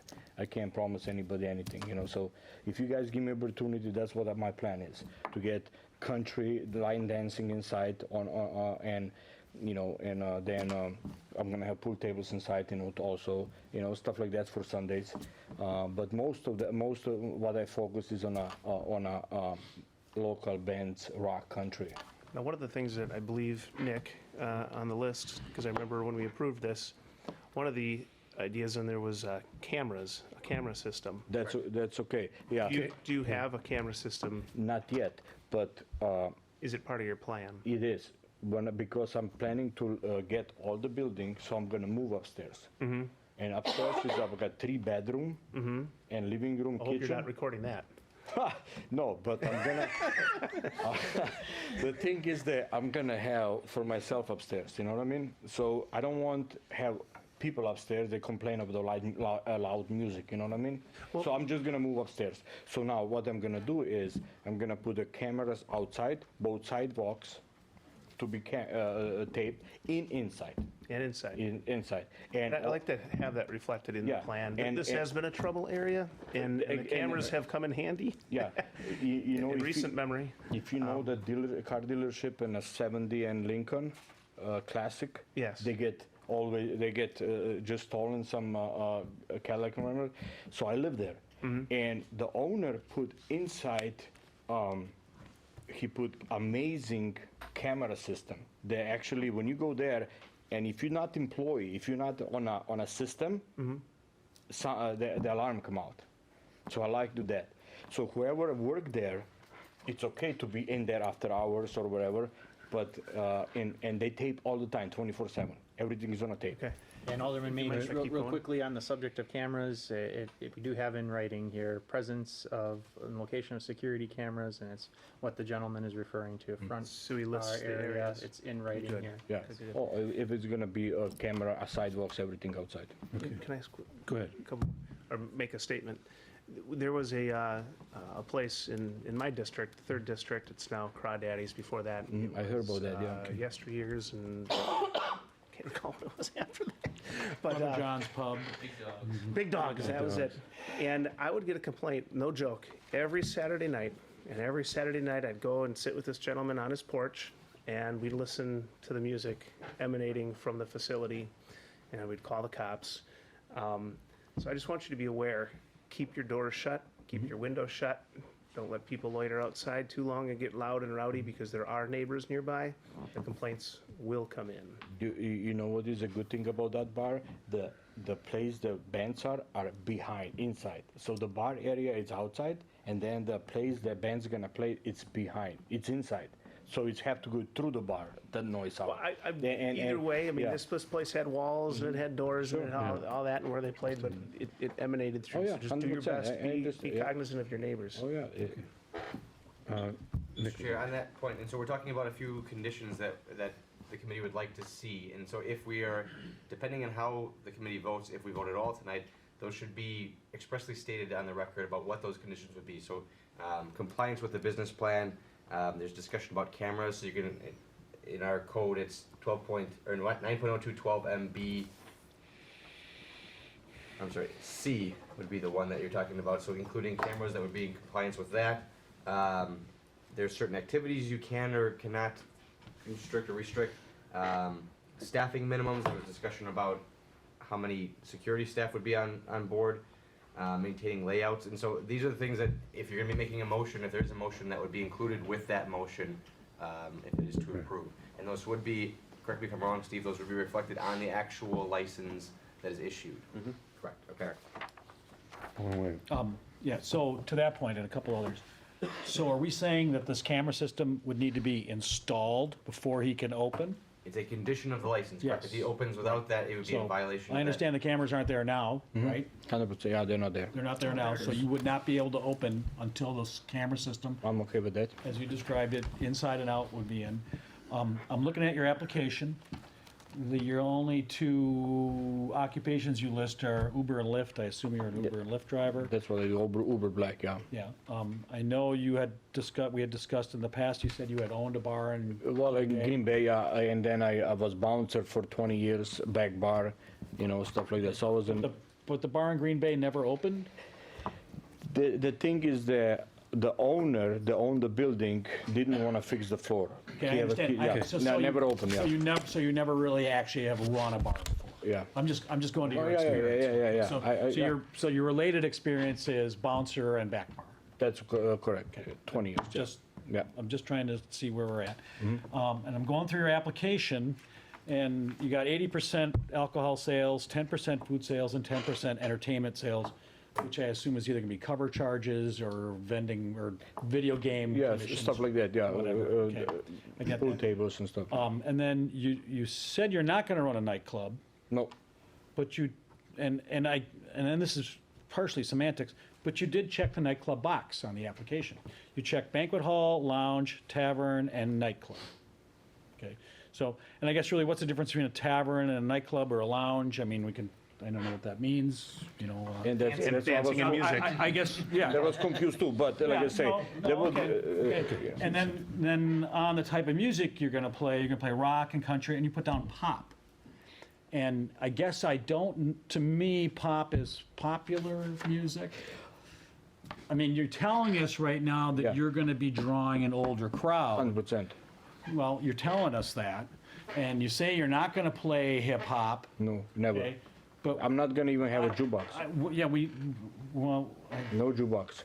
All music gonna be controlled by me. okay, well, see, disc jockey, karaoke, patrons dancing, pool tables, amusement machines, which I assume are for amusement-only machines, or whatever they call, instrumental musicians, yeah, no jukebox, and bands, and patron contests. So that's gonna be like trivia night or something? Well, I'm gonna see if I can do karaoke or trivia. Well, you but put them both down. yeah, but like I say, The boxes you checked. Again, I'm gonna get back to the kind of music you play. I've been in the business 40 Sure. years. We do pick our customers. Okay. We pick our customers by what we charge, what we sell, what we tolerate, and the atmosphere we create. and I'm okay And- with that.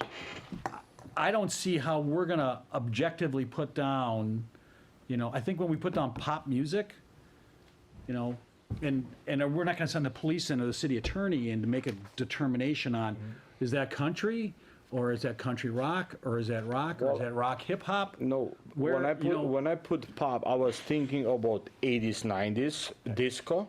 But if it's not, then we can take it out, because that's exactly what I'm gonna play. I don't. And no, I understand. I mean, there's some real nervousness here from your Okay, neighbors and and on the council. I understand, About what, and- and we're, And I'm here to work with you guys. If you tell me that the pop is not good, I don't know what pop means. well, hopefully we're never gonna be in there. And That's what- hopefully you're never well- gonna be back, but it's gonna be the kind of crowd Well, that I can hope draw you guys what gonna happens. stop by sometime, and I hope that you guys gonna stop, Yeah, and I'll check be it in. out on me, I'll be because in. I want you to guys stop by, and if you see something that you don't like, you have to tell me. Yeah. Because I'm that kind of guy. I will work with you. And we're recording all of this. Oh yeah, And 100%. it's up on YouTube Yeah. forever. So Okay, I'm okay with that. back here in 3 I'm months. okay with that. Yeah.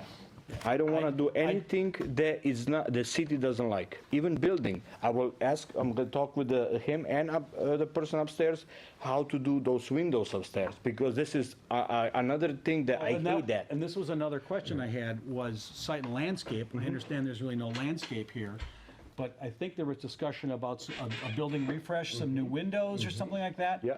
And is that something we're gonna say has to be done before he can open? Or are we typically give those kinds of things 6 About a months? year, Yeah. 6 months or a year? I will need 6 months, not I more. understand that. Yeah. I understand.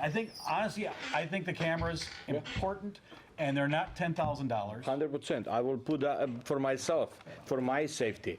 And windows is gonna be clean and fixed before I open, because I will not open my bar with that windows.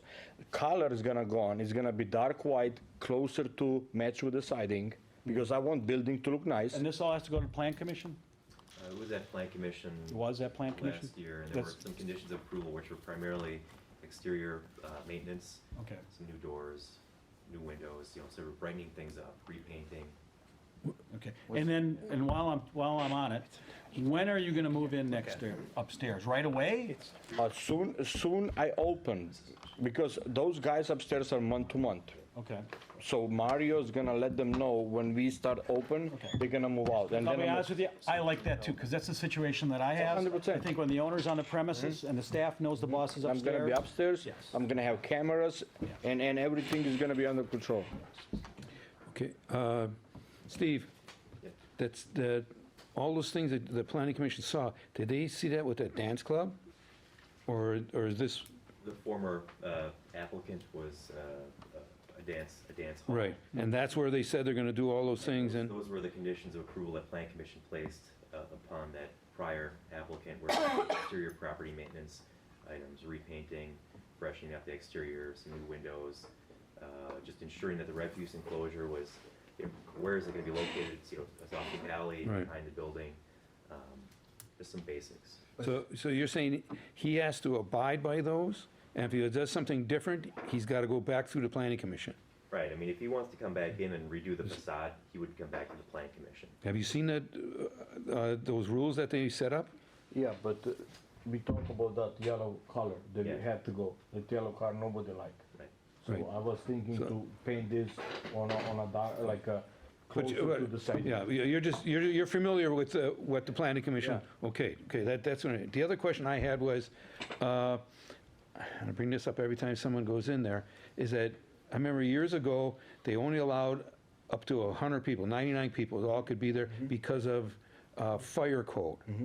And with the last two gentlemen that came in, they said it was something pretty basic. I talked to the fire department on it, and that basically it was the doors or something. And was that changed yet? I don't know what they did, because when I talked with Mario, that was the problem, that those guys didn't want to do some stuff, and Mario say, I told you guys have to fix that, and that's why they walk away, the last guys. So I don't know, and that's why I want inspectors in, so they tell me what they have to be fixed, and I will fix it. Because what they did before, I don't know. I think there was a little bit more that it had to be done, and they thought that was a function of the landlord, not a function of Well, theirs. they And so spent- there's a yeah. disagreement with Mario on that, and that's what it is. So, but I don't know, somebody over at the fire department, I mean, you know, they must remember it from last year, you know, what they found out on this. You know, it could be something that was said a long time ago that's now obsolete, I don't know. But if you could check on that maybe and get back to us on that, you know, because I'd hate to do that, so. His application says 99. Yeah, there was 99 But- proof. But like I say, if it's something that I can fix to bring more crowd in, I will do it, there's no problem. So if this is on his bar plan. This is on his application, his legal occupancy capacity of the premises is 99, and that would include staff too. So if And you have so- a couple bartenders that come. And so what if he goes and takes fire doors or something, he goes and puts on fire doors, it's on his business plan, he That would have to has to change come it. back to us and change it? I would say yes, Yeah. especially if you make So that you a have more condition people? of the permit being issued, is that he's in strict compliance with his plan of operation, then yes. See, The doorman's gonna need a clicker. yeah, well, there's no problem. You know, if I have 100 people in, I'm happy. That's not a problem. 99. Yeah. Well, If you have a- or 8 or 90. Or people who are coming in and throwing somebody out. Or 90. Okay, one second. Okay, and then the other thing was on the better block thing that I commented on the council floor. Stevie, do you have some comments on that, or? Yeah, well, with the Better Block event, I mean, the main thing, and this particular building was actually called out in the report about opening it up, you know, repainting it, freshening up, and putting a business within this space. So, you know, I know there's been a history, of course, but you know, Marcus is a new operator. He's looking for a chance, and he is the type of you know, business that a gathering space. One of the things that were important to that area within the Burnham area was gathering spaces, safety, and aesthetics. So, you know, we feel that, you know, a business in that location is definitely better than a vacancy. He's a new operator, and you know, hopefully establishes a new precedent, new trend for that corner rather than what we've all experienced in the past. Okay, and Nick, you know, if he doesn't do it, something changes something like this, and we say you gotta do it, and he doesn't do it and doesn't do it, then it goes to someone's complaint, goes through that whole hearing like we have to do to take the license away? That's the process to take your license away, yes. Okay, so it goes through that same process? Yes. Okay, Alderman Weigel. And to what Steve Scher said, in that neighborhood, we still have Scardinas sitting empty, and we have the old Colony sitting empty on, and the 57 bar is still empty. Yeah. So there's some, I mean, the Colony and 57 bar both had licenses there at one time. So I think if you look in the last 10 or 15 years, there's actually going to be, there's fewer licenses in the neighborhood. So, and there are some big vacancy, empty buildings there that aren't helping. So. Okay, so. Mr. Chair, if I could. Sure. There's been discussions about other licenses that might be needed, so I've noted a food permit potentially, and then a dance hall license would also probably be something that would be required at some point. I don't know. I think immediately. If the committee is requiring him to operate along with his plan, then that would be He needs to have true. And cameras. And Mr. Chair? Alderman Weigel. It's my understanding that every beverage alcohol establishment in the city needs some level of food permit anyways. I think it has to do with the soda machine and or ice machines or something, from conversations with the previous health commissioner. I'm not sure where we're at. Hey, Bob? Got a question for you. No, I already, Okay. yeah, I Okay. didn't look into that. Yeah. There's different levels of food licensing, but yeah, that would, I think a dance hall license would definitely need to be in place also, so. I thought I applied for one, didn't Mr. Chairman? Alderman And I Rowe. guess why I asked you, like, who drafted this was because you're only mentioned once, and then everything else, you just become the renter, so you're responsible for everything down there, according to Mario. That's between him and his No, I'm landlord. just trying to tell you that, I mean, it's mentioned 10 times. Oh, yeah. The thing is that Mario doesn't want to have nothing to do with that, but he can't sell it, he said, because it's nobody want to buy it. So I say I'm going to rent it out for 4 years, and then I'm going to buy it from you. But I'm going to invest money in and everything, you know, and that's how we talk about that. Okay. Another question I had, like,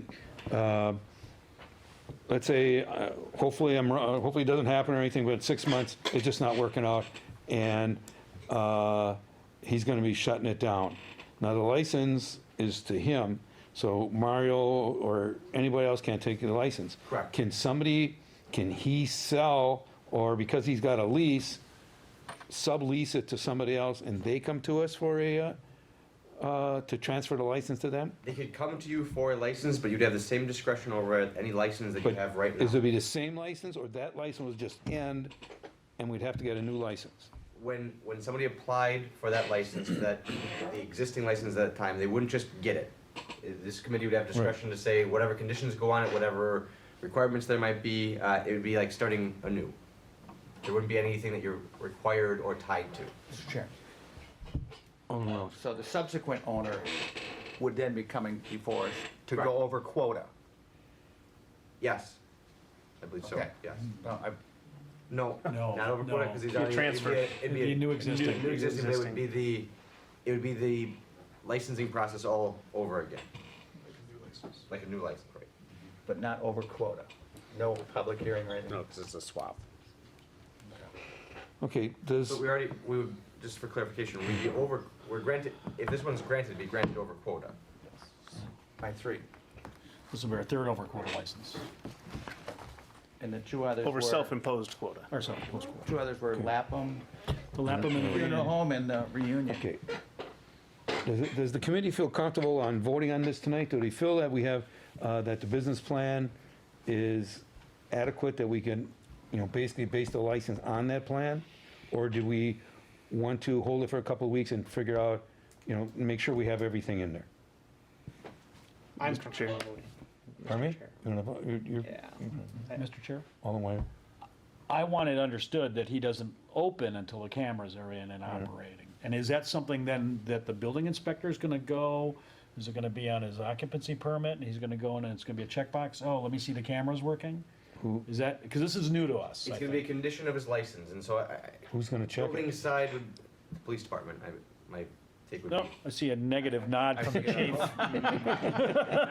Perhaps once he's open, but not as a condition of getting open. Yes. Sure. Yeah, so it'd have to be one of the 5 inspectors that go through the building. Building inspector. I Yeah, would probably the think. building By inspector. the electrician.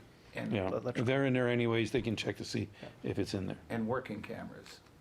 Yes, I wanted, they can't just, They need to oh, record. there's a camera. No. No. You have to show them that it I will have everything ready, I promise you that. It's good for me to be, not just for you guys, but good for me also.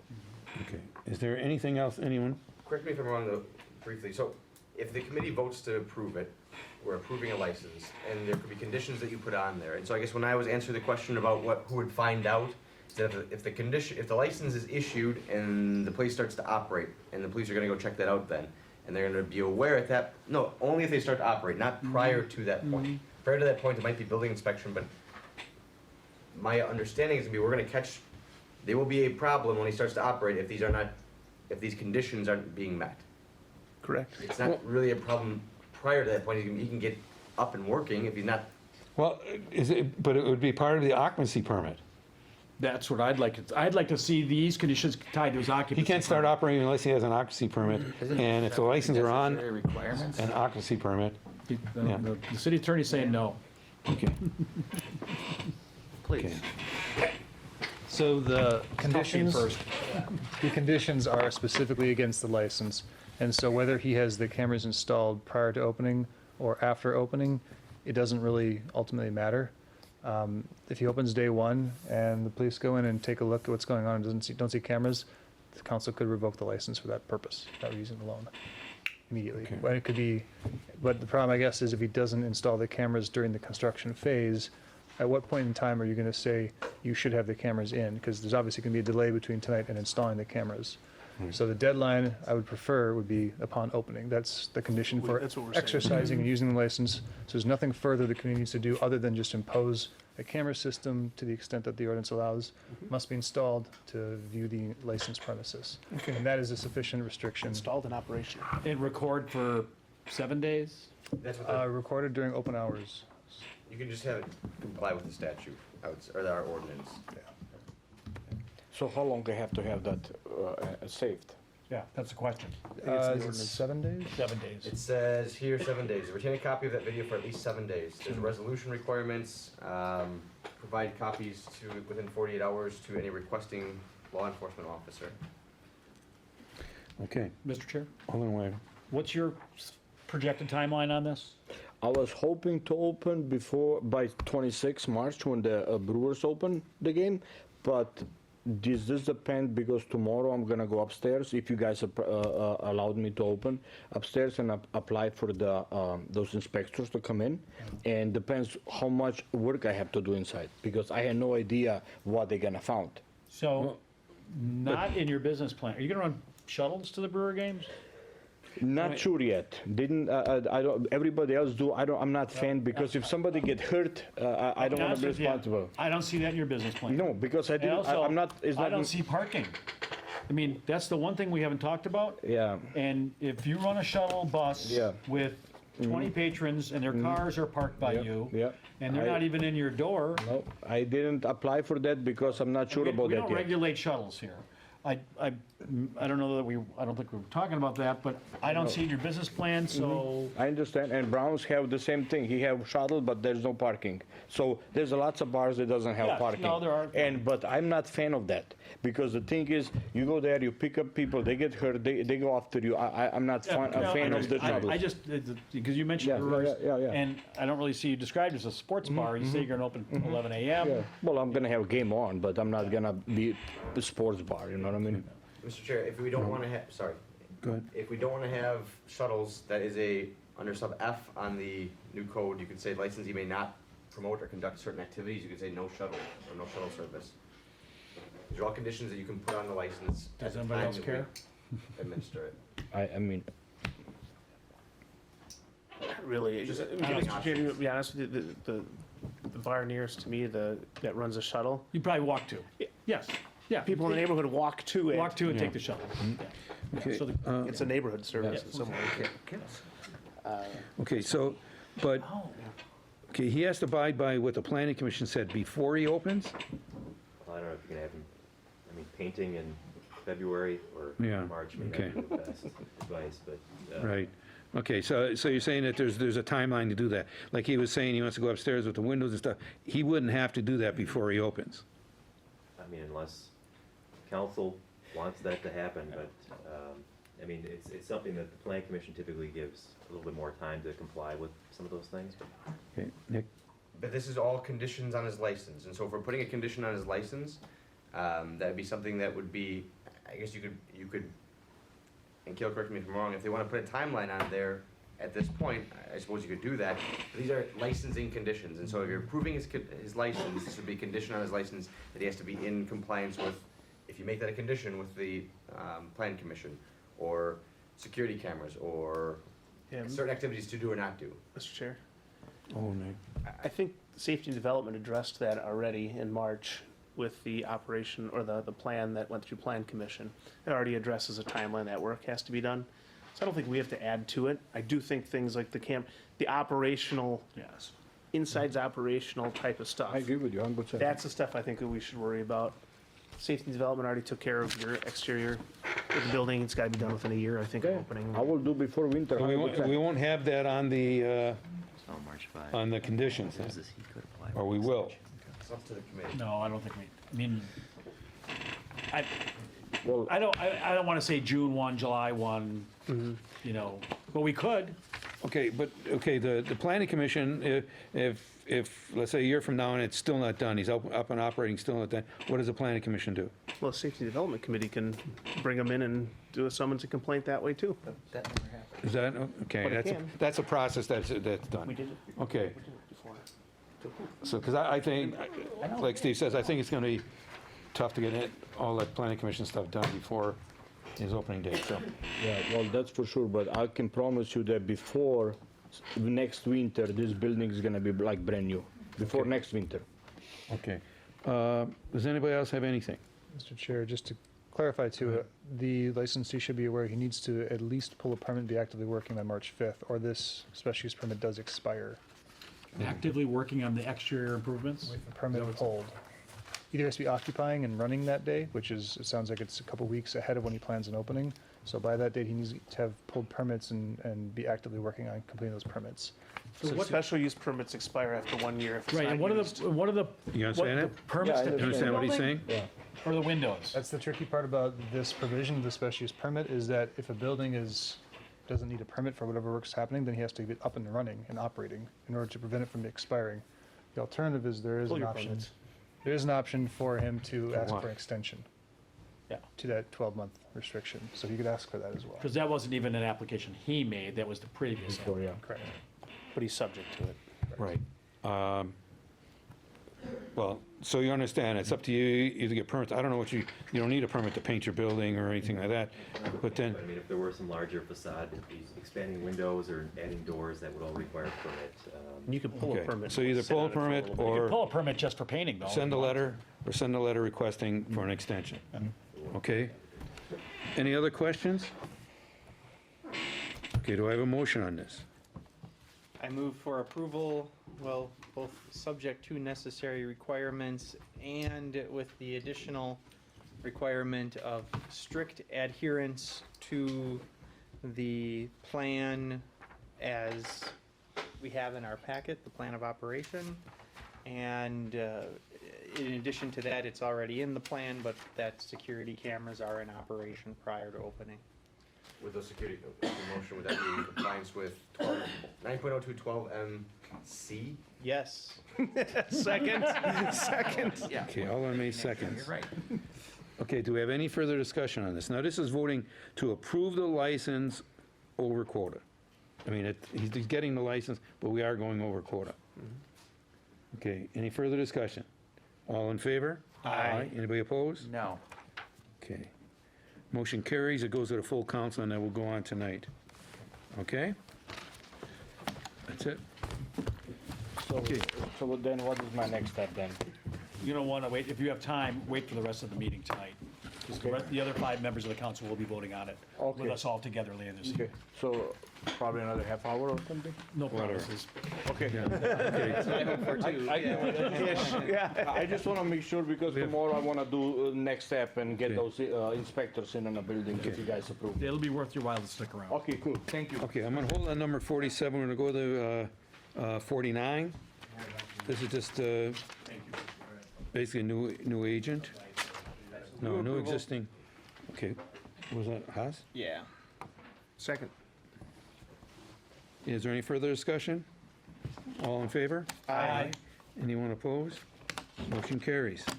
Then we have a number 50 from Natty Oaks, schedule for successor. Move approval. Second. Any further discussion? All in favor? Aye. Then we have various license applications in 51. These are This is ones. the clean list, or the Yeah. list we passed? Yeah, move approval. Second. We're going to get to the Haas. Any further discussion? All in favor? Aye. Anyone opposed? And it's carried. Now we have number 47, which is a resolution to approve transfer of one Class B license to the Village of Hales Corners. So, Mr. Chair, I'll let you Alderman go Haas. first. Mr. Chair, you should go first. You were about to say something and I cut you off. No, you didn't. Just go ahead. Well, all right. Well, Mr. Chair, in our last meeting, we discussed this. I was one saying, hey, let's talk about this. Let's try and be a good neighbor. But I think we're voting to go over quota just now, our self-imposed quota. I don't want to hamstring or handcuff future councils if we are pushing up to that state-imposed quota, which we can't go over in the future. I have reservations in thinking about this now, about transferring this license. Okay, So I flipped is my Okay. point, So Mr. you- Chair. okay. Anybody else have any Mr. comments? Chair. Alderman May. I'm just curious to know what was the amount that was. That's what I was just gonna say. We didn't come up with an amount. We never came up with an We would have to come up with an amount. I swear I saw someone sent an email with the dollar amount. Yeah, Yes, Rebecca there was did. something, there was something. There was some Go ahead. math. Mr. Chair, the email that I sent was to do with the revenue that would have gone to Hales Corners versus That we would have the lost. city. That's about $4,000 a year. So for 25 years, that would equal like 100,000. So that's what the amount. Okay. Anybody else? I just kept, as far as I was concerned, I just kept asking myself, why would we do this? Yeah. Just to be good neighbors? You know, and that's the only thing. And, I don't know. Mr. Chair, Alderman Wagon? I don't think we could put a price on this that would be, we talk about development. We got 80 acres sitting over here undeveloped that sometime in the future might, the Milwaukee Mile. Oh. It might need a couple liquor licenses. 80? We got 80. Hey, we laugh, We do. but come on. We laugh. Yeah. Keep an open mind. Looking at Highway 100 and all this other stuff. Yeah, I mean, Alderman Barzak brought it up on the floor earlier tonight. Yeah, why, we're pulling teeth to go over quota here and conceivably for $10,000 hamstring ourselves or future councils. Okay, so do I have a motion? Place on file. Second. Do we want to place on a file or do you want to disapprove? That works. Was Chair, it a resolution? Oh, it was a resolution. Yes. Oop. Proper way to do it is either place on file or to postpone indefinitely, which kills it. That's not on the list there, Just Steve. file. Just file. There's no box, there's no box on here. That's right. I'll second I it. checked With the my original boxes. motion. On file, I'll second I this. still, Okay, it's Oh, to you got place the on file? You got Yeah. it. Alderman Haas made the motion? Mine did it. And who seconded that motion? I did, and Alderman May. You can take your pick. Alderman May. One of us gets the third. Oh, I'll be the third. who made the motion? Unintended. Alderman Weigel. Oh, I'm sorry. Okay. Okay. Is there any further discussion on this? All in favor? Aye. Anyone opposed? Motion carries. And, Oh, with a joint?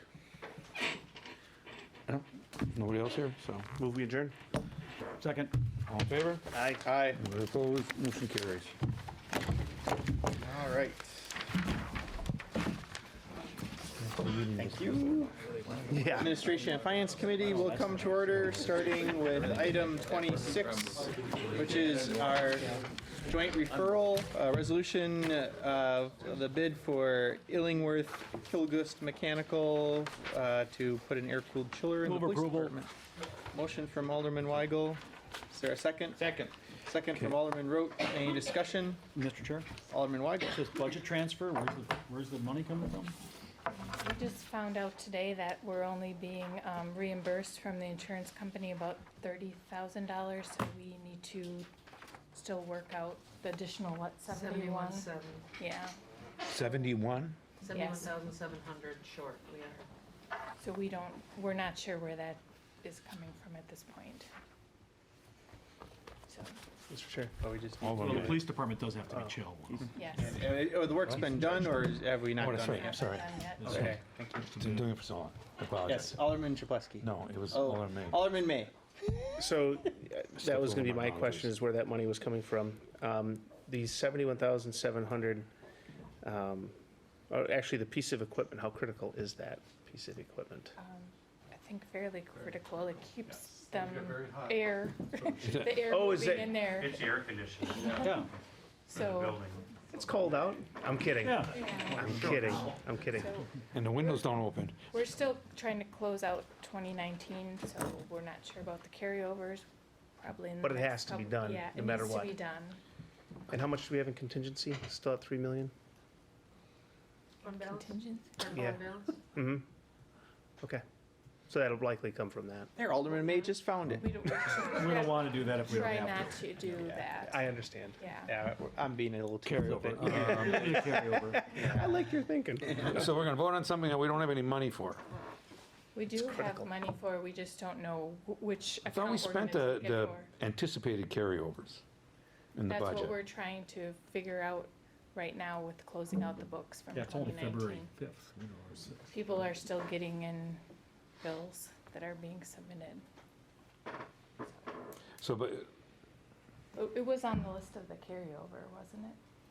Not for 71,700. Okay. I mean, it's on the list, but it was Yeah. on the list with the 124,900 from a CIP project from last year, as well as 28,000 from the operating budget that we're unsure of. The bottom line is, we're going to need to reprioritize likely something in 2020 Carryover.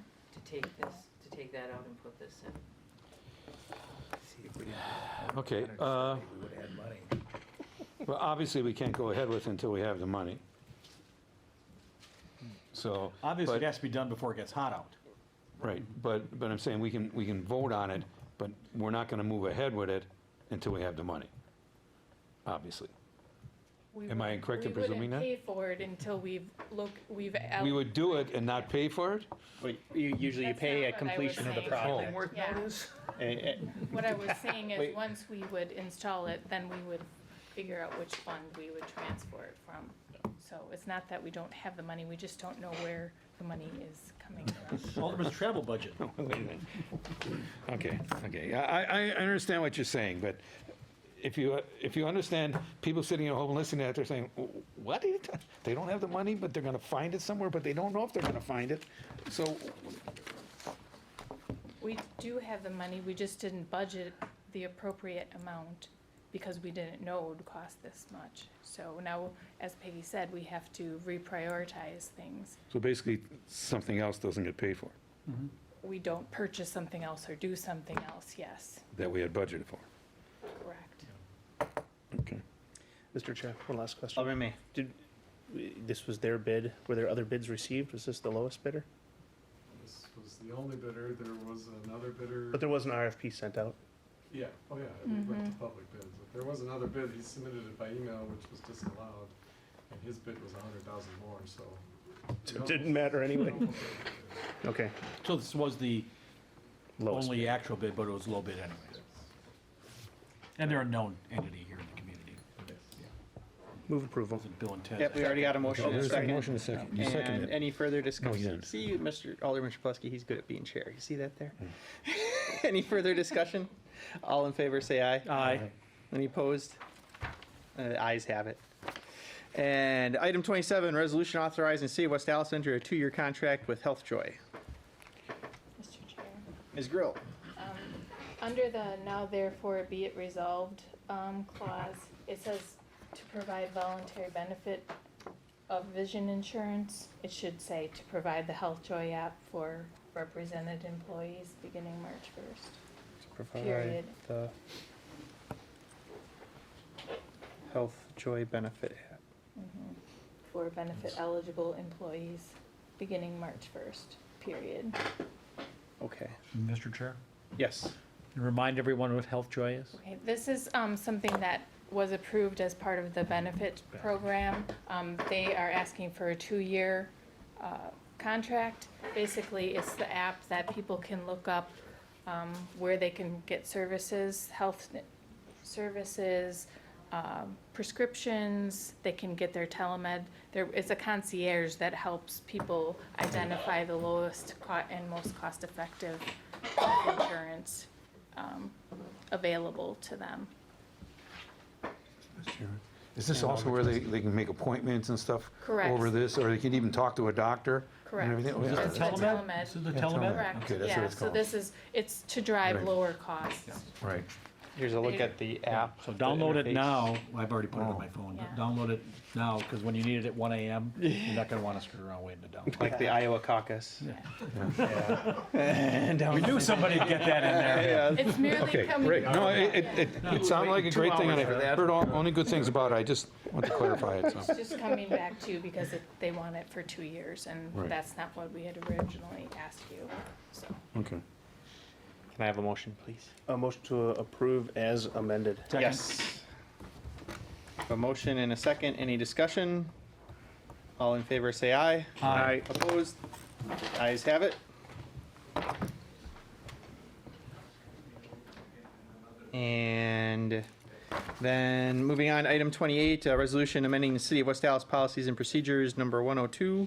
Move approval. Second. A motion from Alderman May and a second from Alderman Weigel. Any discussion? Mr. Chair? Alderman Weigel. Are we lowering our liability coverage requirements for all sorts of people that do work for us, or just for this risk management insurance, or for consultants? It's gonna be a reduction for, understand, anything that is applicable to, so consultants, construction, anything, because the industry standard generally has not been $5 million on It's closer to coverage. Makes us Much more consistent with closer to $2 everyone million. else. So this would be contractors, so this, it says on here consultants, but it really applies to essentially all of our contractors then? Gensler would have had to have. I guess I had was gonna say, I understood to be more broad than just consultants, but at least consultants, obviously. Okay. And the issue is basically that it's more difficult to find It keeps people from bidders. bidding on jobs for us, or raises the prices we have to pay. Of course, there's always a balance of risk and services, but I think $5 million excluded more people than what it was worth excluding. Right. $2 million will Yeah. bring more bidders in without increasing the risk to the city. Mr. Chair, Ms. Grill. perhaps you could just change the title to risk management and insurance requirements and cross out the 4 consultants, just so there's I agree. less confusion. We use the word contractor, consultants, and we were just changing the one part of this. Later, we'll come and ask to change more of it, but in the meantime, if we just Here's change 4 the title Can we, and cross out. can we just Yeah. say that in the motion, or do we have to have an amendment? Yeah, Alderman May, would you like to change your motion to, Yeah, friendly approve with the amendment. amendment of removing the term For for consultants. consultants? Yep. And Yes, sir. Alderman Weigel, would you like to second that? Second the amendment. Okay. Mr. Chairman? And, yes, Alderman Chapletsky. I just want to say, development has been complaining about this for years and years and years, how there's a lot of people that don't bid on projects simply because they can't get this insurance, or it's too expensive. That for a smaller job, it's gonna cost them more for the insurance and do the job. So I think this is good that we finally did it. And Mr. Chair, Alderman May. I also want to add that by having that higher amount, sometimes consultants will, it'll be a $20,000 study. They'll get approved to go forward because of the lowest bid, and now there's a holdup in the project while they wait and get all the extra insurance documents. This 2,000 is much more, or 2 million, sorry, is more standard amongst consultants, so this should speed up projects as well. Any further discussion? All in favor, say aye. Aye. Opposed? Ayes have it. And then item 29, resolution approve the intergovernmental agreement with the city of Milwaukee to provide law enforcement services. Move approval. Second. Mr. Chair? A motion from Alderman May and a second from Alderman Weigel, and yes, Mr. City Attorney. There are, this provision or a contract that's been proposed for providing police services for the DNC during July of this summer. I did work with the city attorney's office in Milwaukee to get to this version. However, it wasn't the exact version that I wanted to present to the committee. There are two issues that were still remaining I want to address your attention to. I think the chief has something he wants to bring up as well.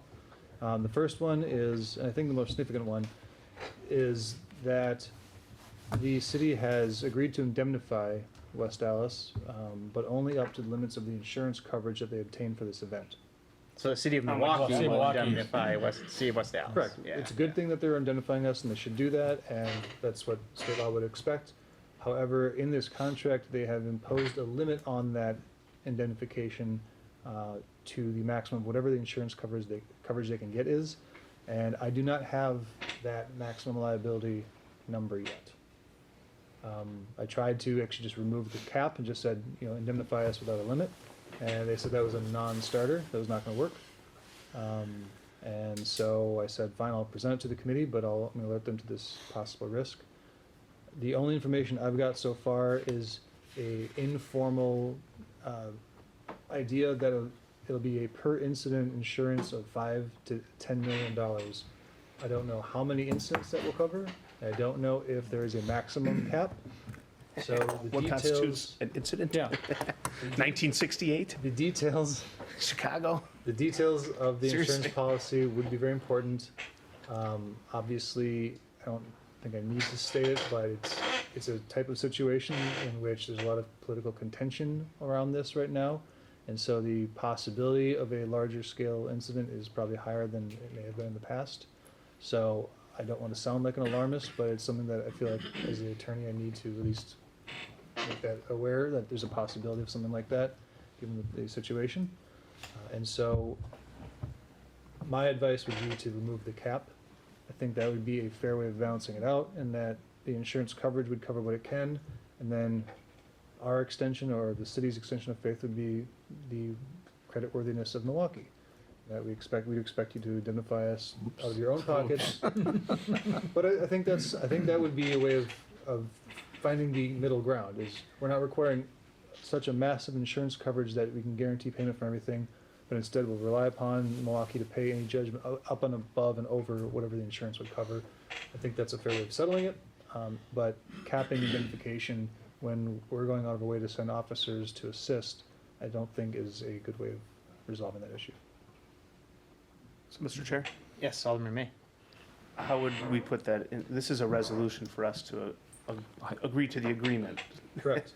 So I've got the agreement in front of me, and so I can make an edit to it right now.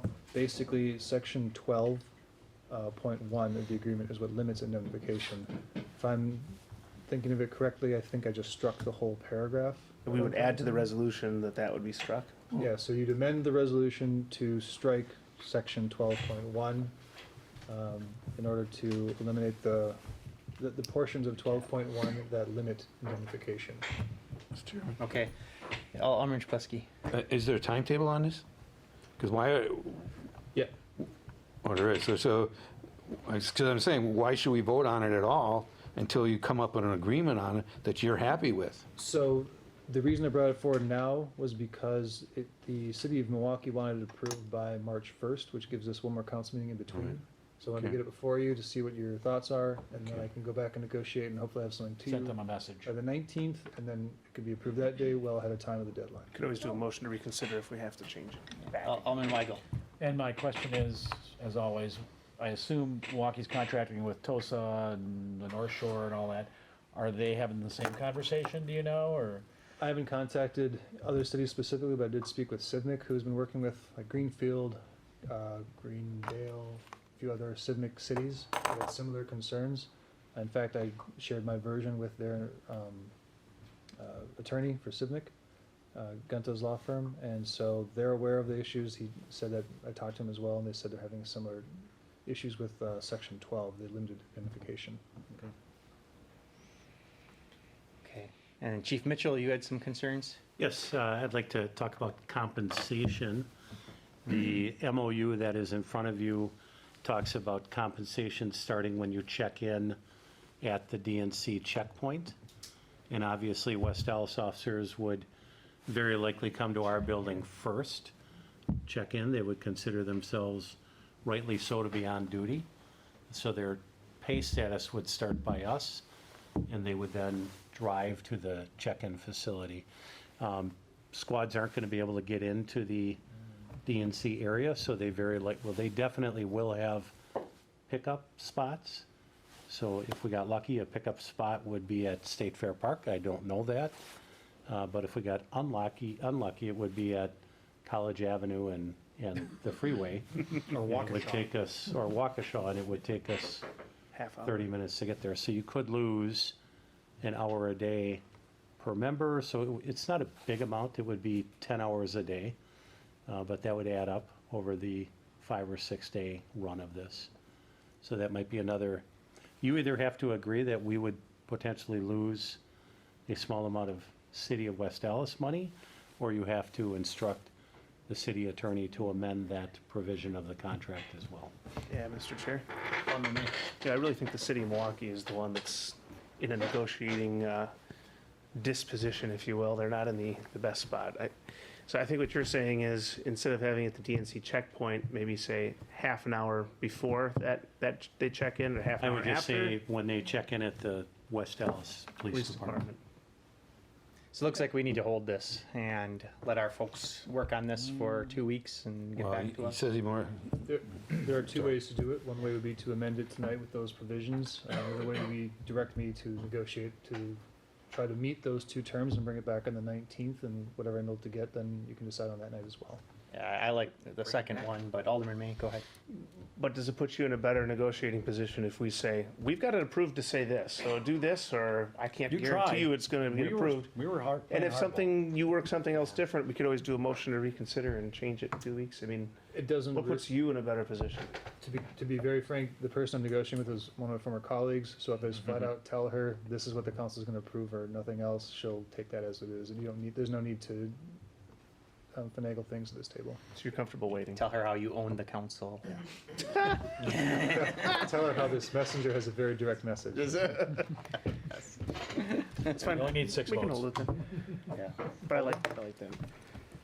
Okay, very good. So, yeah, we'll hold this then. But with the general direction that we strike the 12.1 regarding the limit on indemnification, and then the checkpoint And the being the City of checkpoint, West Dallas West Police Dallas, Department. Yeah, Mr. Chairman? Yes. I'll second that amendment. Okay. Wait, no, we're holding it. Well, it's direction. We're holding it. It's For the direction. direction. Yep, okay, yep. I should say, now, when they come in, they're basically punching in at so there is documentation of everything that they do, so there shouldn't be any problem with them thinking that we're just trying to And punching out. punch. Correct. And punching out, right.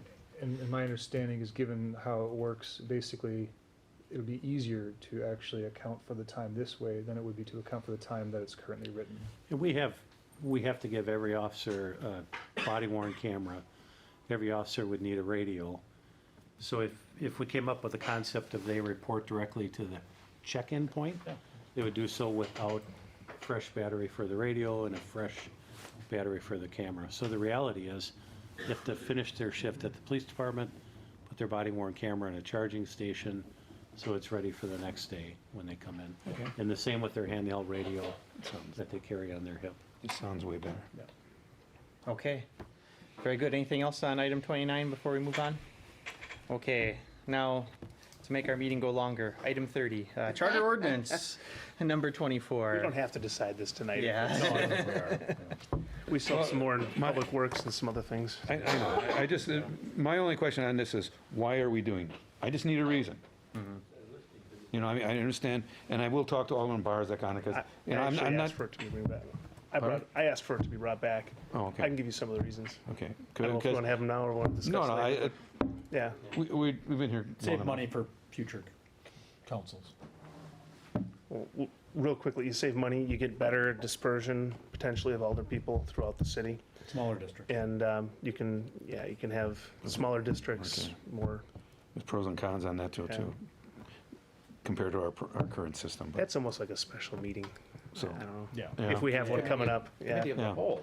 Yeah, right. Committee of the whole, I think, is correct. Yeah, the chick is a whole, so. It is okay. small, yeah. Okay, thank you. We'll hold item 30 then.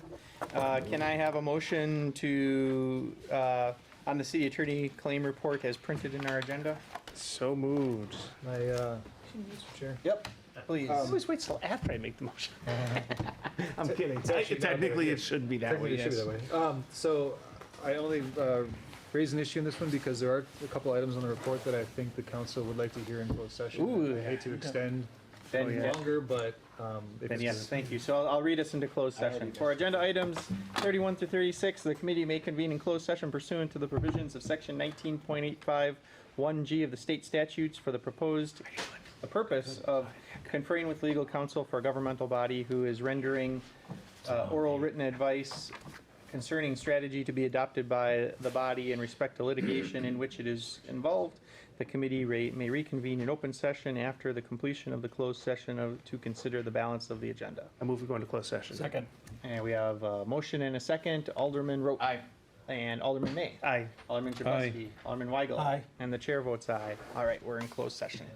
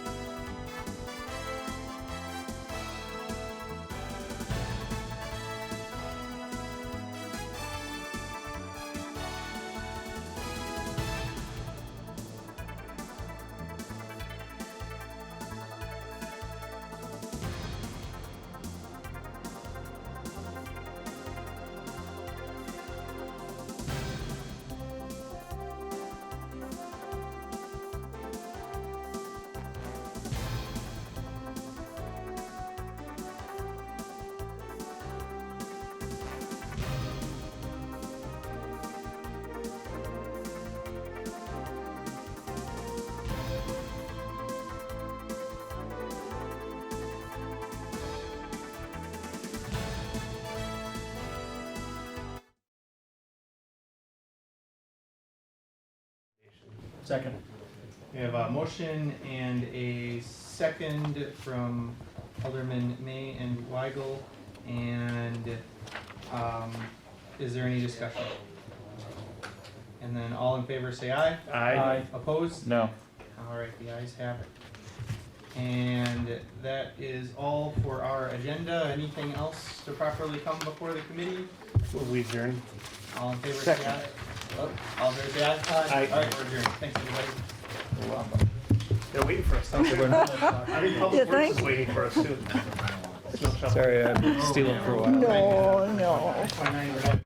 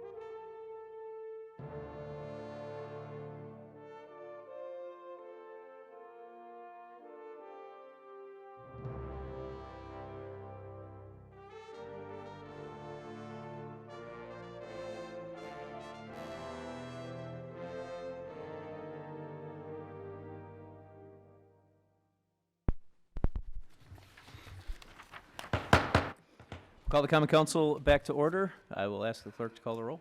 Alderperson Barzak. Here. Chapletsky. Haas. Here. Lysick. Here. May. Here. Frankie. Here? Rote. Here. Stefanski. Here. Vitale. Here. And Weigel. Here. That's 10 present. We have a quorum. Administration and Finance Committee, Alderman Haas. Mayor Devine, the Administration and Finance Committee met and acted on the following items.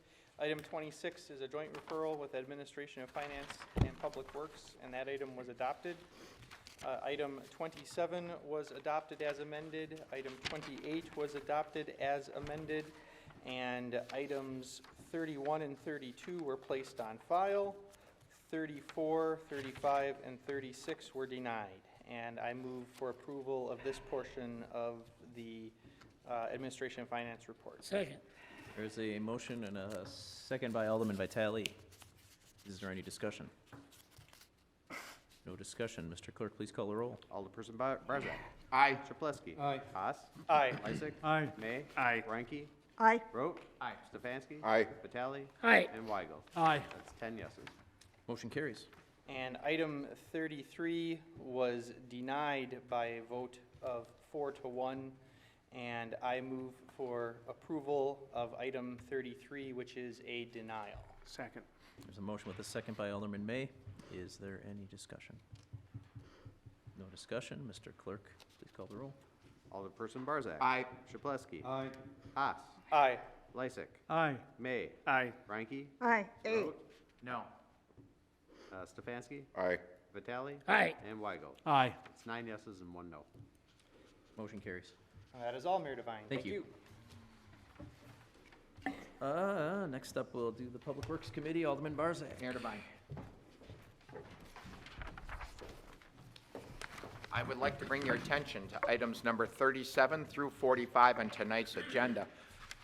All resolutions were approved by all 5 members of the committee, with the exception of item number 43, that was to place on file.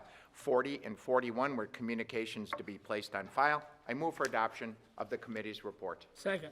There's a motion with the second by Alderman Vitale. Is there any discussion? Seeing no discussion, Mr. Clerk, please call the roll.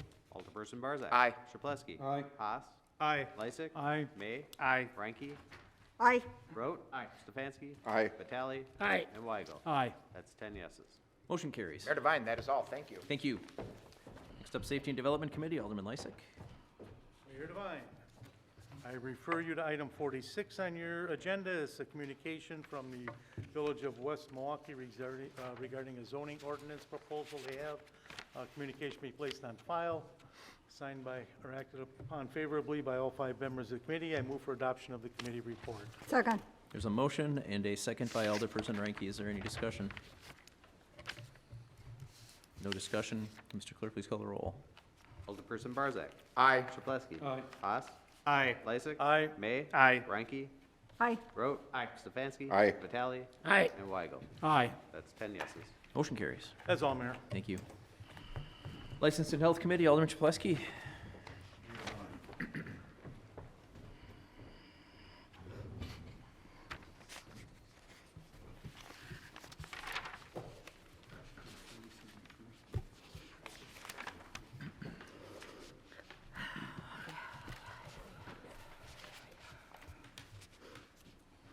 I'd first like to report on number 47.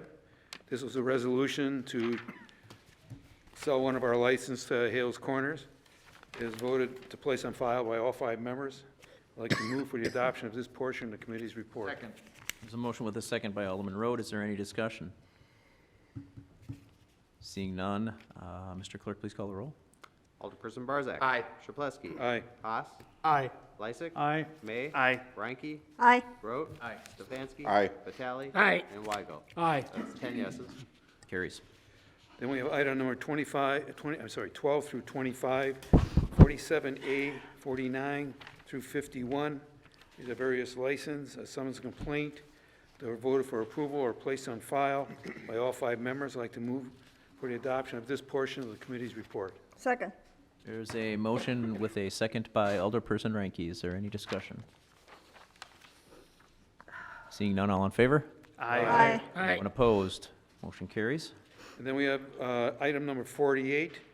This was the license for the bar on 60th and Burnham. It was voted for approval by 4 members, and 1 member voting no. I'd like to move for the final part of the committee's report. Second. There's a motion with a second by Alderman May. Because it's one less syllable. Any discussion? Mayor Devine? Alderman Barzak. I again am going to stay consistent with my reasonings and my voting is I think when we go over quota, my belief is we need to be responsible and we need to look toward the future and find out what we exactly want these licenses for. There's a reason we have a quota in. When a quota was put in many years ago, it was to reduce the number of licenses because West Allis led the way for more licenses per capita than any other city in Wisconsin. We no longer hold that honor. I know La Crosse has more, and I think Ephraim, I believe it is, or somewhere up in Door County has more, but we're still way up there in the top 5. And reasonable minds came together and said, you know, we need to put a hold on this. As we talk about development in the city of West Allis, and I know it's a vacant building, and I know that's the argument is, you know, something in there is better than nothing. But I always look and say, what are they bringing to the table? Now, I even voted against Chef Paz's license, but they actually had something to bring to the table. They're recognized now as I think they were #1 ethnic restaurant, just voted lately. It's a little bit of a destination. The bar, I'm looking as, we're just putting in another corner bar, and I just don't see what they're bringing, you know, spending a bunch of money, putting in new windows, a new facade, a new dining room. There's just, to me, there's just not enough there to warrant going over quota. We have Allis Yard that spent $132 million. Now, they're going to have a hotel, and they're going to need a license over quota. They're going to have a banquet facility. It's going to need a license over quota. They're going to have, from my understanding, up to 3 restaurants. So they're asking the city of West Allis, as of late, they contacted and said, we're going to be looking at possibly 5 licenses that we're going to need to operate in the Allis Yards. Then we have the Brown Revision, the banquet facility. They're going to need a license. We don't know how many pubs are going to go into that. There's probably going to be 2, 3, 4, whatever. So you got the 5 over there. You're going to have another 3 there over quota. You have the Highway 100 study tonight. We all sat through it. And one of the visions is to possibly have more entertainment venues on Highway 100, restaurants, et cetera, requiring licenses over quota, which again are going to be massive investments into the city of West Allis. You have the Reunion, $1.5 million. We gave them a license over quota, and I voted for it. I mean, this is substantial. This is bringing something to the community. These are people who took a restaurant that was vacant for over a year, purchased the restaurant, made it extremely successful, and now bought and paid, is going to invest over $1.5 million.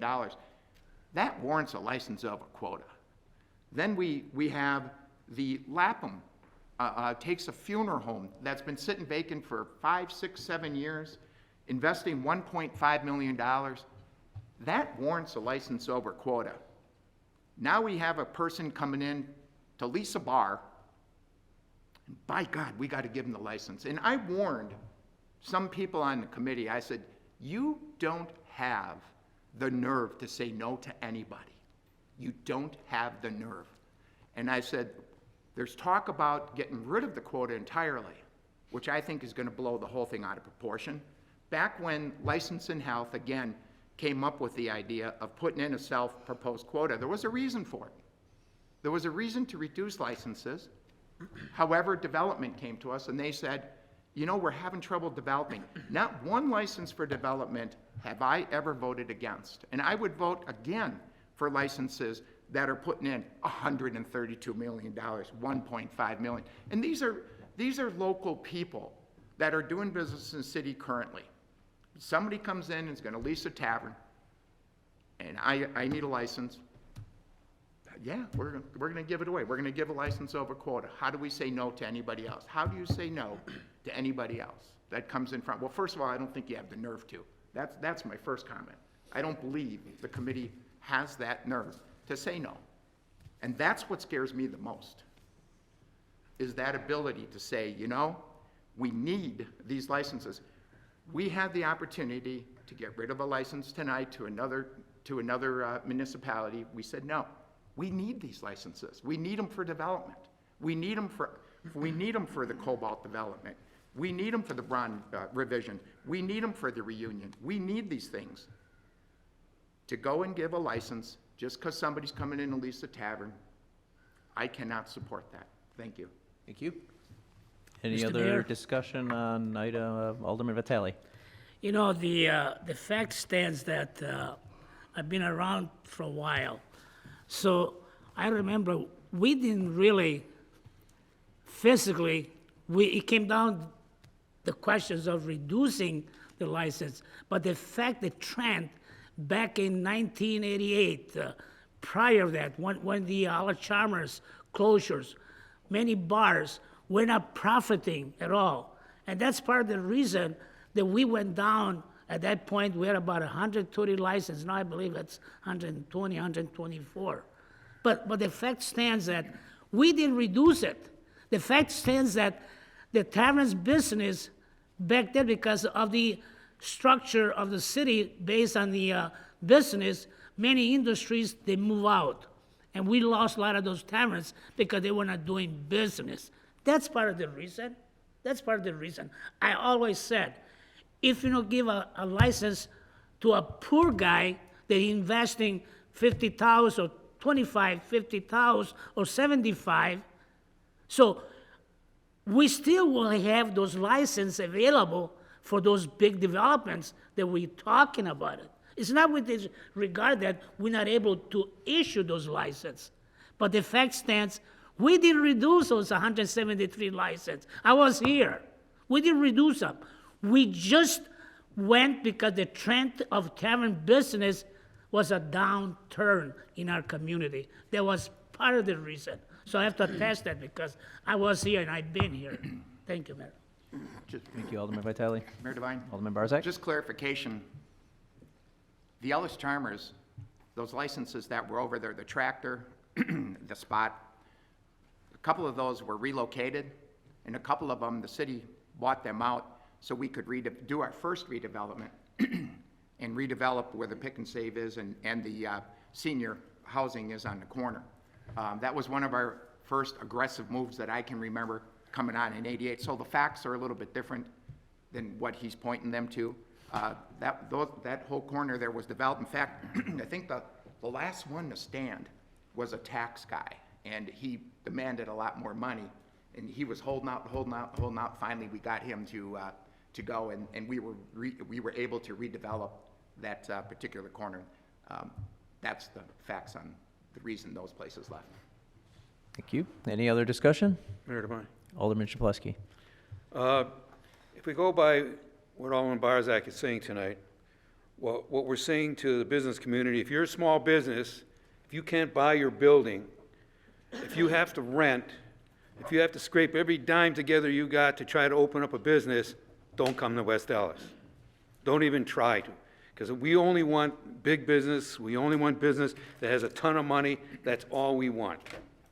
So I disagree with that type of philosophy, and I think that we should help a lot of small business that could turn out to be big business. Thank you. Any other discussion? Mayor Devine? Alderman Just Barzak. to counter that, at no point in my statement did I say small business. I said a bar. I did not say small business. I have supported small business over and over that has come into the city. Not once did I stop a small business from coming in. but this is a corner bar, the thing that we were trying to reduce in the city of West Dallas. And again, I understand you can't say no. I get it. Thank you. Mayor Devine. Alderman Chapletsky. You said no to this gentleman in October, by the way, Alderman Barzak. But you said is that you've never said no to a small business. But by saying if you don't have $1 million, you are saying no to them. You can't get a license unless you got $1 million and you can draw in from every place else. So you may not, in your mind, be saying you're not against small business, but in what you say, no small business person is going to be able to afford to come in. I didn't know there was a quota on businesses. Mayor Devine. Alderman Weigel. This particular applicant is presenting his business plan as a live music venue, okay? He specifically is talking about hiring local bands, doing original music, and then doing popular music, country rock. He's saying he's gonna draw an older crowd. It's not what I would call a corner bar. And in fact, the committee did say no to an applicant for this particular location. I believe it was 2 applicants ago that wanted to put a business in at this exact location. But at that time, this council did not have the tools that we have now. If you remember, I believe it was in December, we enacted an ordinance that allows us to hold applicants strictly to their plan of operation as they have presented it to us and signed and agreed to. So this is really the first time that we're supporting an over quota license with this new tool where the applicant will be strictly held to his business as described. Mayor Devine? Thank you, Alderman Weigel. Alderman Stefanski. I'm voting no because we have a quota that's set, and I feel that we need to follow it. So that's why I'm voting no, just to make that clear. Any other discussion? Mayor Devine, I'm sorry. Oh, Alderman May. I wanted to point out that the individual will be living above the bar as well, so he is actually taking the building and living there as well. And he is doing the windows, he's doing some exterior improvements,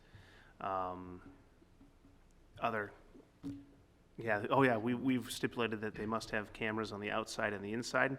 Can't even open until they're in and operational and given the stamp of approval through the city. So this is a location that really nothing else has been viable. It's been a vacant corner for a long time. We have turned down a couple of operators because we did not care for their business plan.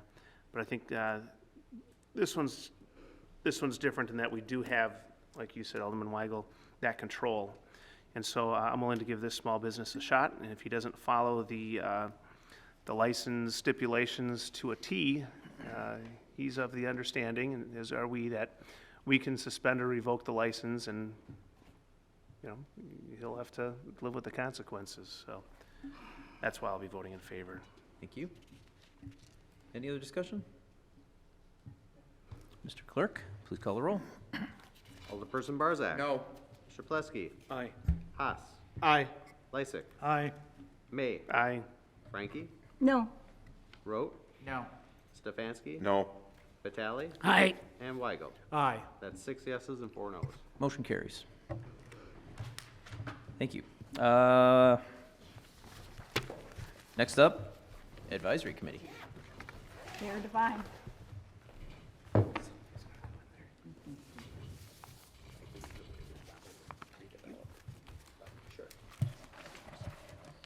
I direct the council's attention to items number 52 and 54 on tonight's agenda.